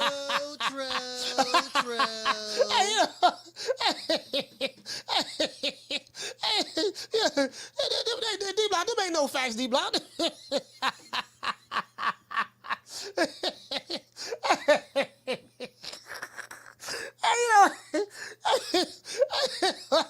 Say, what am I talking about? Talking about those facts. Hey man, D-Block, man. Yeah, man, come on, man. Listen, no, man. No, man. What Jermell Charlo going through is just something totally different. But listen, man. All I'm saying is this here, fella. This all I'm saying. And I don't want nobody to misconstrue anything I'm talking about. What I'm saying is, fam, you have to sell the fight. That's number one. You're selling pay-per-views. What you're doing is pay-per-view is. Hold on, guys. Pay-per-view is when you're asking the paying public, hey, listen, we put out a product. This product is called Jermell Charlo versus Saul Canelo Alvarez. We're putting it on pay-per-view, meaning that the boxing fans, you're asking the boxing fans to pay for this fight. This is the last call. Carlo, what's your name? You're calling from? What's up, fam? It's Mike from West Texas. Mike from West Texas, talk to me. So, Coach, I wanted to ask you, man, what do you think that if Jermell pulls the win off against Canelo, right? What's your opinions on the rematch making more money than this fight? I don't know. I mean, I really don't know, man. If the rematch is making more money, if he was to pull off a victory, I don't know, man. We'll find out after the. It's hard for me to guess it. We'll have to find out after the fight. If he wins, we'll see. Cause that's a lot. There's a lot that factors into it, you know. Yeah, I really do think that not only that this is his biggest payday, but he could see another a bigger check if he was to win. Like, because I mean, do you think it'd make more than a Benavidez and a Canelo fight? I don't even know what Benavidez and Canelo fight to make. I don't know because they haven't fought each other. So, I mean, I have no way of knowing that unless he fight him. You know, I don't even know what the hell Jermell Charlo making for this fight. I know he's making more than what he's ever made, but I don't even know what he's making for this fight. To be fair. I can't really prove it or not, but he is acting different, and he could be approaching it like he has all his other fights. But for a little bit, I'm thinking, man, he might be shook of Canelo, man. But I want to say that he ain't no scrub, and that he's ready for the fight. But then I hear more and more of the show, and you right, he ain't doing all the shit talking that he's used to doing, man. And do you think he's scared of Canelo? I don't think he's scared. He did say he's nervous before every fight. All fighters are nervous, and being scared is a human behavior. Like everything is scared. Like there's no such thing as a human being that doesn't experience fear. I don't care who the fighter is. I don't care who the human being is. Every human being has fear. All of us do. Whether it's an MMA guy, a boxing guy, a person in the Marines, the Army, fear is a naturally be felt, right? He did say he is nervous before every fight, but he's nervous before in every fight that he has, right? Canelo probably be nervous before a fight. He probably won't admit it, but that's a natural human trait, right? I don't know if he's scared or whatever. I don't know what it is. I can't even guess it. All I know is Jermell Charlo, one of my favorite fighters. I've been watching this dude a long time, and out of all the fights I've ever seen him have, this fight he's acting different. That's what I know. He's acting different. I think that's where like the big difference is to me on this fight. Canelo's experience. You're right. He probably is scared because we're human beings at the end of the day, but just his experience, Canelo's experience, probably gives him the whole edge in this fight coming up, And if Jermell can overcome that fear that he has, man, I think he's going to do very well. He does have a chance to upset, man, because we talked about this the last time. All it takes is one punch, Coach. And I know that Canelo got a chin. I'm rooting for him to win. But yeah, that's my call, Coach. All right, shout out to Mike, man, West Texas. Salute, fam. Yeah, you know, so that's all I'm saying, fam. Like, my nigga, like shit. Like, convince me you coming to fight. Because I'm thinking, man, this nigga here finna come lay down, man. I ain't finna be buying this shit. This nigga finna lay down, man. This nigga here, man. God, this nigga here, man. Like, come on, man. God damn, Charlo. You know, you got all the smoke for the black fighters, but then you get in front of the Mexican fighter, you kissing his ass. You still talking shit. You still talking shit about Crawford right now on the low. Nigga, fuck Crawford. This and that.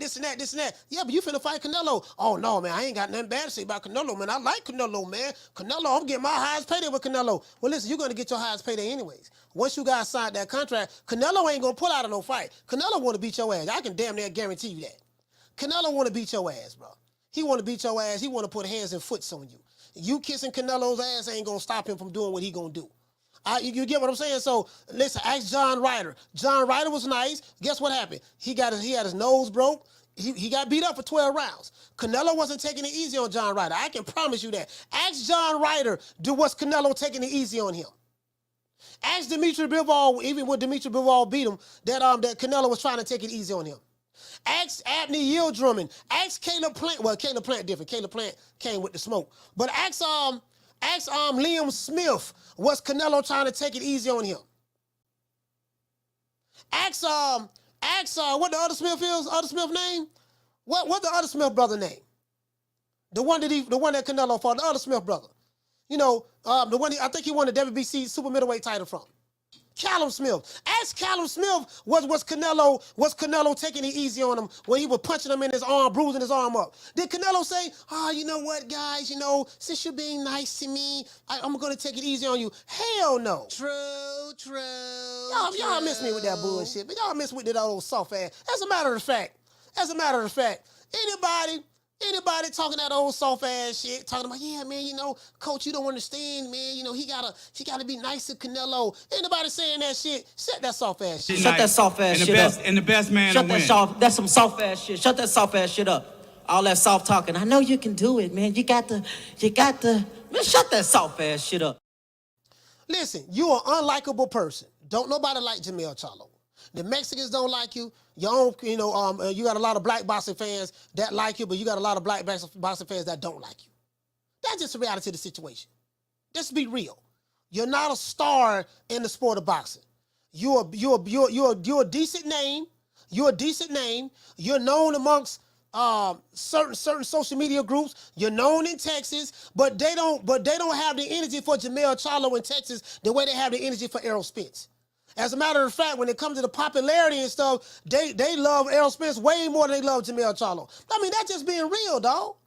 That's just being real. So, like, what you got to lose? You got the bag, you got the contract, you got the fight. You don't think that you should use this as a platform to build your profile?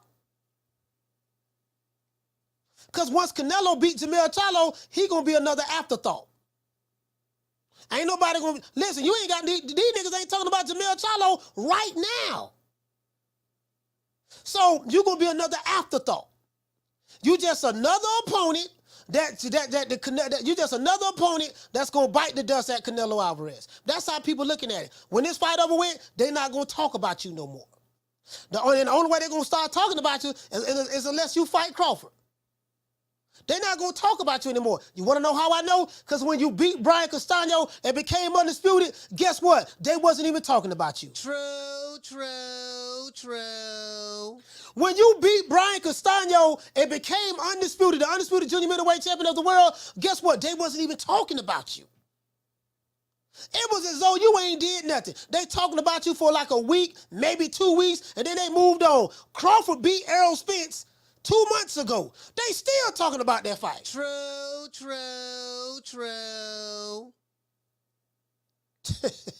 Let's give everybody a round of applause. Yeah, man. I ain't talking about you, nigga. Shit. You get what I'm saying? Oh, y'all miss me. Y'all, yeah, they gotta miss me with that, dog. Now you can tell that. You can tell that to somebody else. But listen, you can't run that by me, dog. You can't run that by me. Shit. You see how I be talking shit to these niggas online? Like, man, shit. I'm just saying, bro. Like, I'm undisputed, bro. Listen, you know it's bad when they're not even promoting. Like, Jermell Charlo. Man, you know what, man, bro? It was something I was gonna say. I ain't gonna say it, but Jermell Charlo, man. In my opinion, he's dropping the ball on this. He's dropping the ball. Just be yourself. I'm not asking you to be anybody. Be yourself. And I said it before, and I'm going to say it again in closing. Kissing Canelo ass is not going to stop Canelo from knocking you out. Trying to kiss the Canelo's fan base, the Mexican fan base, they didn't give a fuck about you yesterday, Jermell Charlo. Guess what? They don't give a fuck about you today. They're not going to be your fans. You're going to be another one that bites the dust. That's how they're going to look at it. They're going to bring out, Canelo going to bring out the mariachi band. The mariachi band going to come out. They're going to be playing. They're going to have the big sombreros on, the tight jeans, the belt buckles, the cowboy boots. They're going to be dancing. And then when he knock your ass out and beat you, they're going to be dancing back to the locker room and go back. And they're going to be like, okay, yeah, Canelo won, man. Who's next? True. They're going to be like, who's next? Who's next? Bring on the other puto. They said Canelo don't fight slick black fighters. Well, he just beat one. Where's the other one? Bring the other brother. Where's the brother? Bring him. That's what they're going to say. So, come on, man. Whatever it is, dog, I ain't sold. I'm not sold. That's all I'm saying. Let's give everybody a round of applause.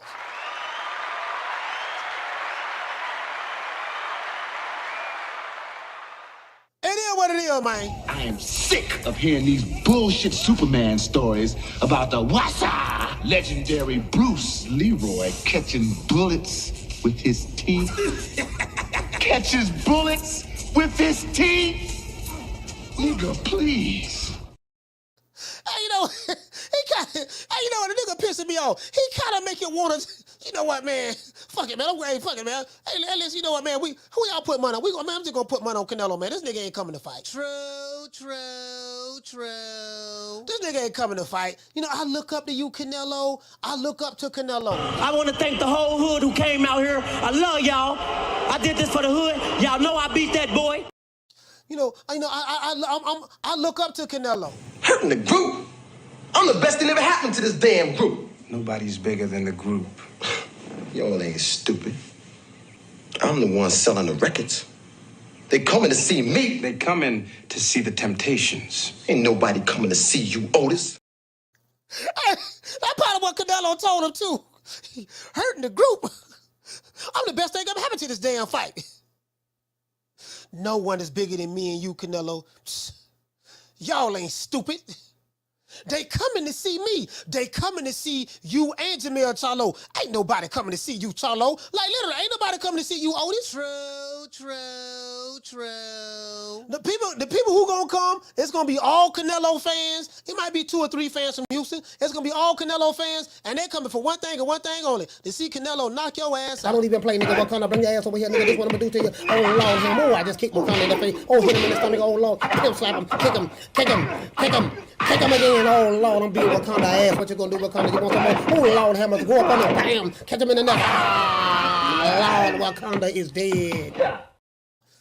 Man, goddamn Canelo coming to kill Wakanda, man. He ain't finna be sparing this nigga Jamil Charlo Saturday, man. Oh, pussy ass nigga, what's going on, boy? I'm telling you, boy, I'm knock your fuck ass out, boy. Blow for blow, pound for pound, nigga. I got the title, nigga. I'm telling you, boy, I'm finna knock one of you Wakanda niggas out. Nigga, I got these hands, nigga. I'm throwing them paws at that nigga, finna knock your ass down again, nigga. Get your ass back up, nigga. Don't run, nigga. I'm telling you, boy, I want all the smoke. Nigga, I'm throwing them paws, nigga. I'm putting them hands on you, nigga. I told you what I'm gonna do to you, nigga. Catch you with the check left hook. Nigga, check left hook, nigga. I told you, boy, pound for pound, nigga. I'm the best. This more action than any Devin Haney fight. Put these paws on you, nigga. I told you, I got your back up, nigga. I got your back up. Nigga, watch that check left foot, knock your ass down again, nigga. I'm telling you, boy, it is what it is, nigga. I'm gonna make it do what it do. I'm telling you, boy, we ain't even playing over here, boy. You know what? This giving me all the wrong signs. I feel like as soon as he found out he was fighting Canelo, I know he training, I know he gonna be in shape and all that stuff there. But it seemed to me them niggas went to celebrating and all that. They probably celebrating right now in Jermell Charlo house right now. They probably celebrating.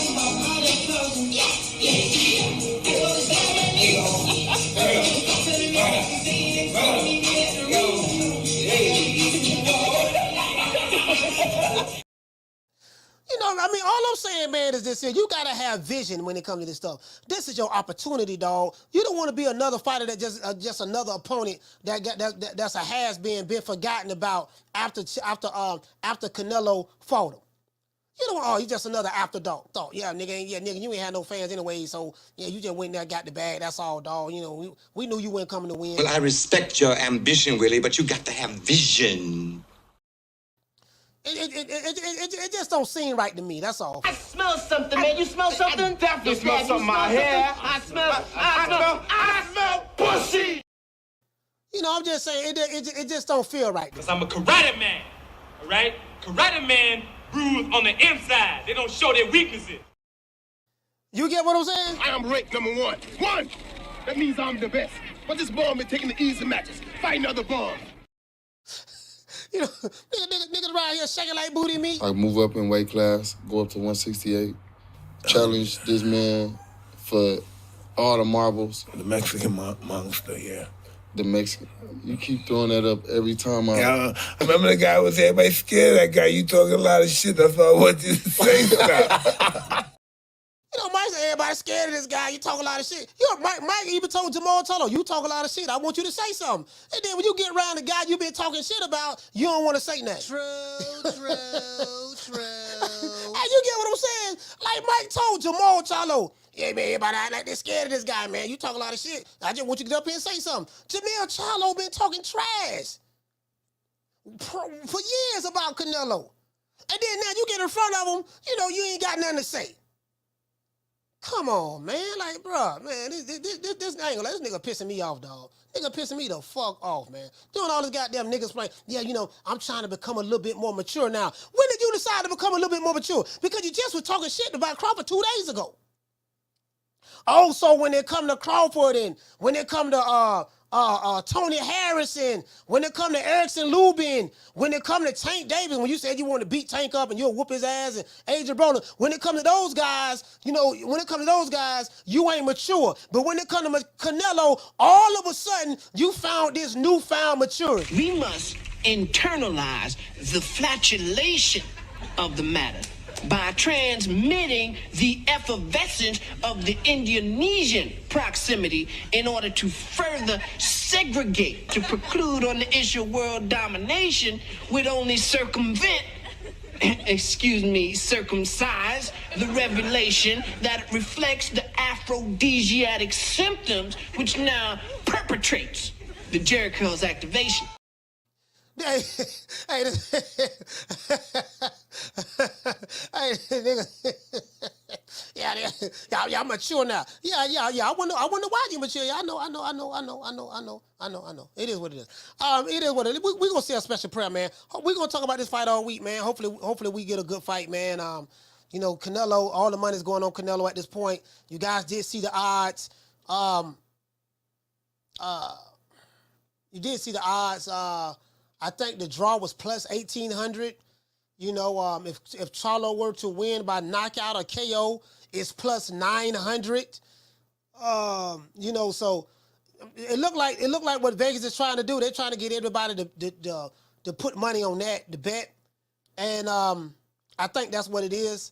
Both men seem to be in shape. I think Jermell Charlo was in shape. I think Canelo was in shape. Canelo don't want to lose this fight. Jermell Charlo, you know, he has an opportunity to make history, become the second fighter in the 4-belt era to become undisputed in 2 different weight divisions. You know what I mean? So they're not even like pushing that like they supposed to. Shout out to Raider Reaper for dropping that $2 super chat. He said Charlo bros don't have that lion heart they claiming. I mean, it is what it is, man. You know. We're going to say a special prayer for these dudes, though, man. And I want you to hold on to God's unchanging hand, because he helped Joshua fight the battle of Jericho. Yes. He helped Daniel get out the lion's den. He helped Gilligan get off the island. Lord. Again, I'm talking about selling the fight. Sales. Selling the fight. I'm not talking about anything other than selling the fight. You're fighting pay-per-view. Don't nobody know who you is outside of Houston and Dallas. You're not a popular fighter. You're fighting the biggest fighter in the world on the world stage. This is your opportunity to take advantage of the press and publicity to get people knowing who you are. Give them a backstory. You get what I'm saying? That's all I'm saying. I like what Showtime is doing. Showtime is doing a good job with the All Access. I'm loving the All Access. I'm loving the fact that Canelo and Jermell Charlo is doing the interviews and stuff like that. But for me, it feels different. It doesn't feel like Spence and Crawford, and it doesn't feel like Tank and Ryan. This just feel like another goddamn fight to me. Nigga, when my name come up, respect it. Let's go. Stop playing with my fucking name. All three of y'all, stop playing with my name. I ain't gonna say it no more. Put some respect on my name. You know, it is what it is, man. Don't ever forget, when I found you, you was strung out on coke. When I found you, you was like a big house, contemplating about killing yourself. So don't you ever forget who brought you to Big Time Box. I drugged you back. I brought you back. I provided food and put food on your table for your family to eat. And I'm doing it for the second time. So don't you ever forget that. Man, shout out to my dog, Six Figure Johnny. You know, before we go, we got to say all praises due to the Most High, the Most Exalted, the greatest human being on the planet Earth, sarcastically, Mr. Al Heyman. Well, you know, I guess I got to be like everybody else and sing Al Heyman. I can quit my job now, baby. 6 figures, baby. You feel me? I'm about to But a name. Do you have a name? Oh, nah, I ain't got no name, you know. Name them names, man. They know who they is. Name them names, please. The names need to be named. They know who they is. The Mexican monster. I will say this. As I said, bro, this is an opportunity, man, to become, you can be the second fighter in the history of boxing behind Terrence Crawford, the fighter who Jermell Charlo hates and despises. Why, I have no idea. But the fighter that you hate and despise so much, you have an opportunity to become 2-time undisputed behind that guy. So, you know, this is a historic fight for Jermell Charlo. For Canelo, not so historic. You get what I'm saying? So that's just what it is. Look, fuck you. Fuck the plane you flew in on. Fuck them shoes. Fuck the socks with the bell on it. Fuck them cheap ass cigars. Fuck your yuck mouth teeth. Fuck your hairpiece. Fuck your chocolate. Fuck Guy Ritchie. Fuck Prince William. Fuck the Queen. This is America. My president is black and my Lambo is blue, nigga. Now get the fuck out of my hotel room. And if I see you in the street, I'm slapping the shit out of you. It is what it is, man. It is what it is, man. Y'all know what time of TI is, man. Shout out to the number one. Now, I am the number one contender. I'm tired of James the Poodle, Grim Reaper, whatever he want to call himself, ducking me. All right, I'm tired of man driving around town in 8 Rolls Royces. He ain't fought nobody. I'm still in a Broham. Somebody gonna be celebrating Saturday night. Hey. Yeah. Oh, that look good. How much money?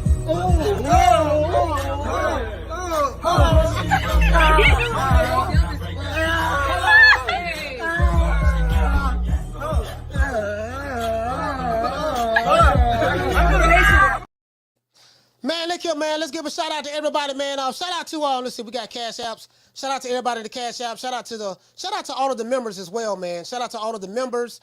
Shout out to T Seals. Shout out to Seals, man. Hey, ATL for dropping that half for bam dub on your boy. Hey, Leroy. Super chat received. Playtime's over, boy. Seals said salute, fam. Shout out to Seals again. Hey, okay. For dropping another half for bam dub on your boy. Hey, Super chat received. He said a little something on the Nick sack. True.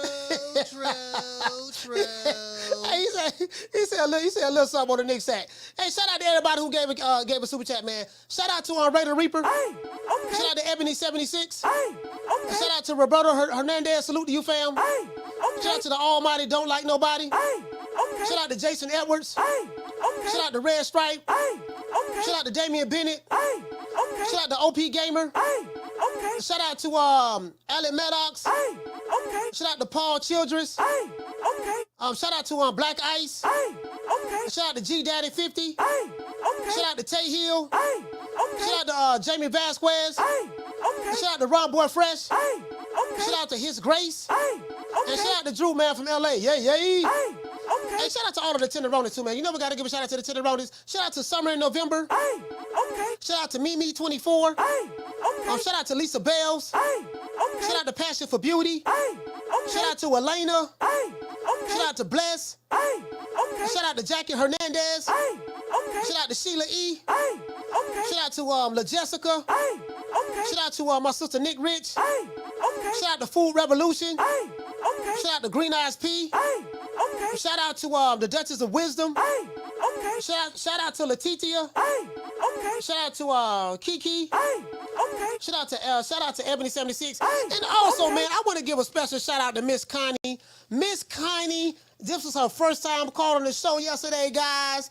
Miss Connie, y'all know Coach is sweet on the tenderonis and the honey dips and the PYTs and the vintage tenderonis. Vintage tenderonis is the older sisters as well. So you guys do know that Coach Malachi is sweet on the honey dips, sweet on the tenderonis, sweet on the PYTs, and sweet on the vintage tenderonis. True. Just want to throw that out there, and I don't have to say pause neither. Don't have to say pause. Anyways, and shout out to everybody in the chat. Shout out to L Harvey.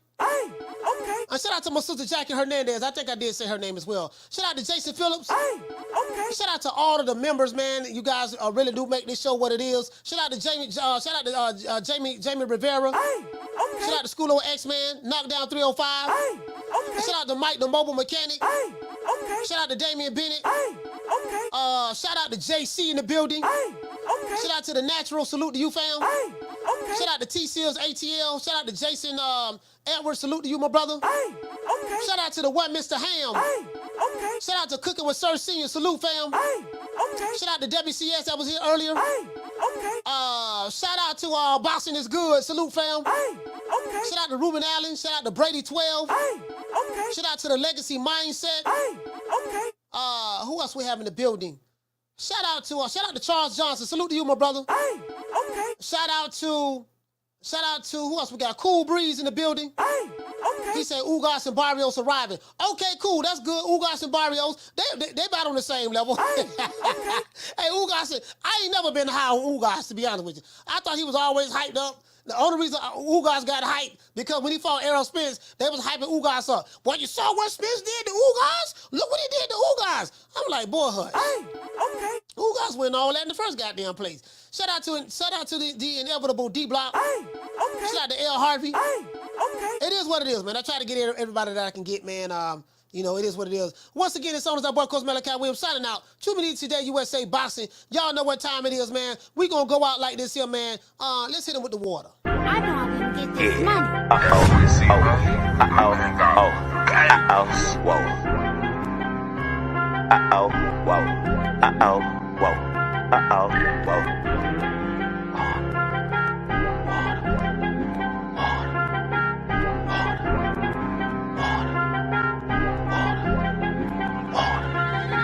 Talking water.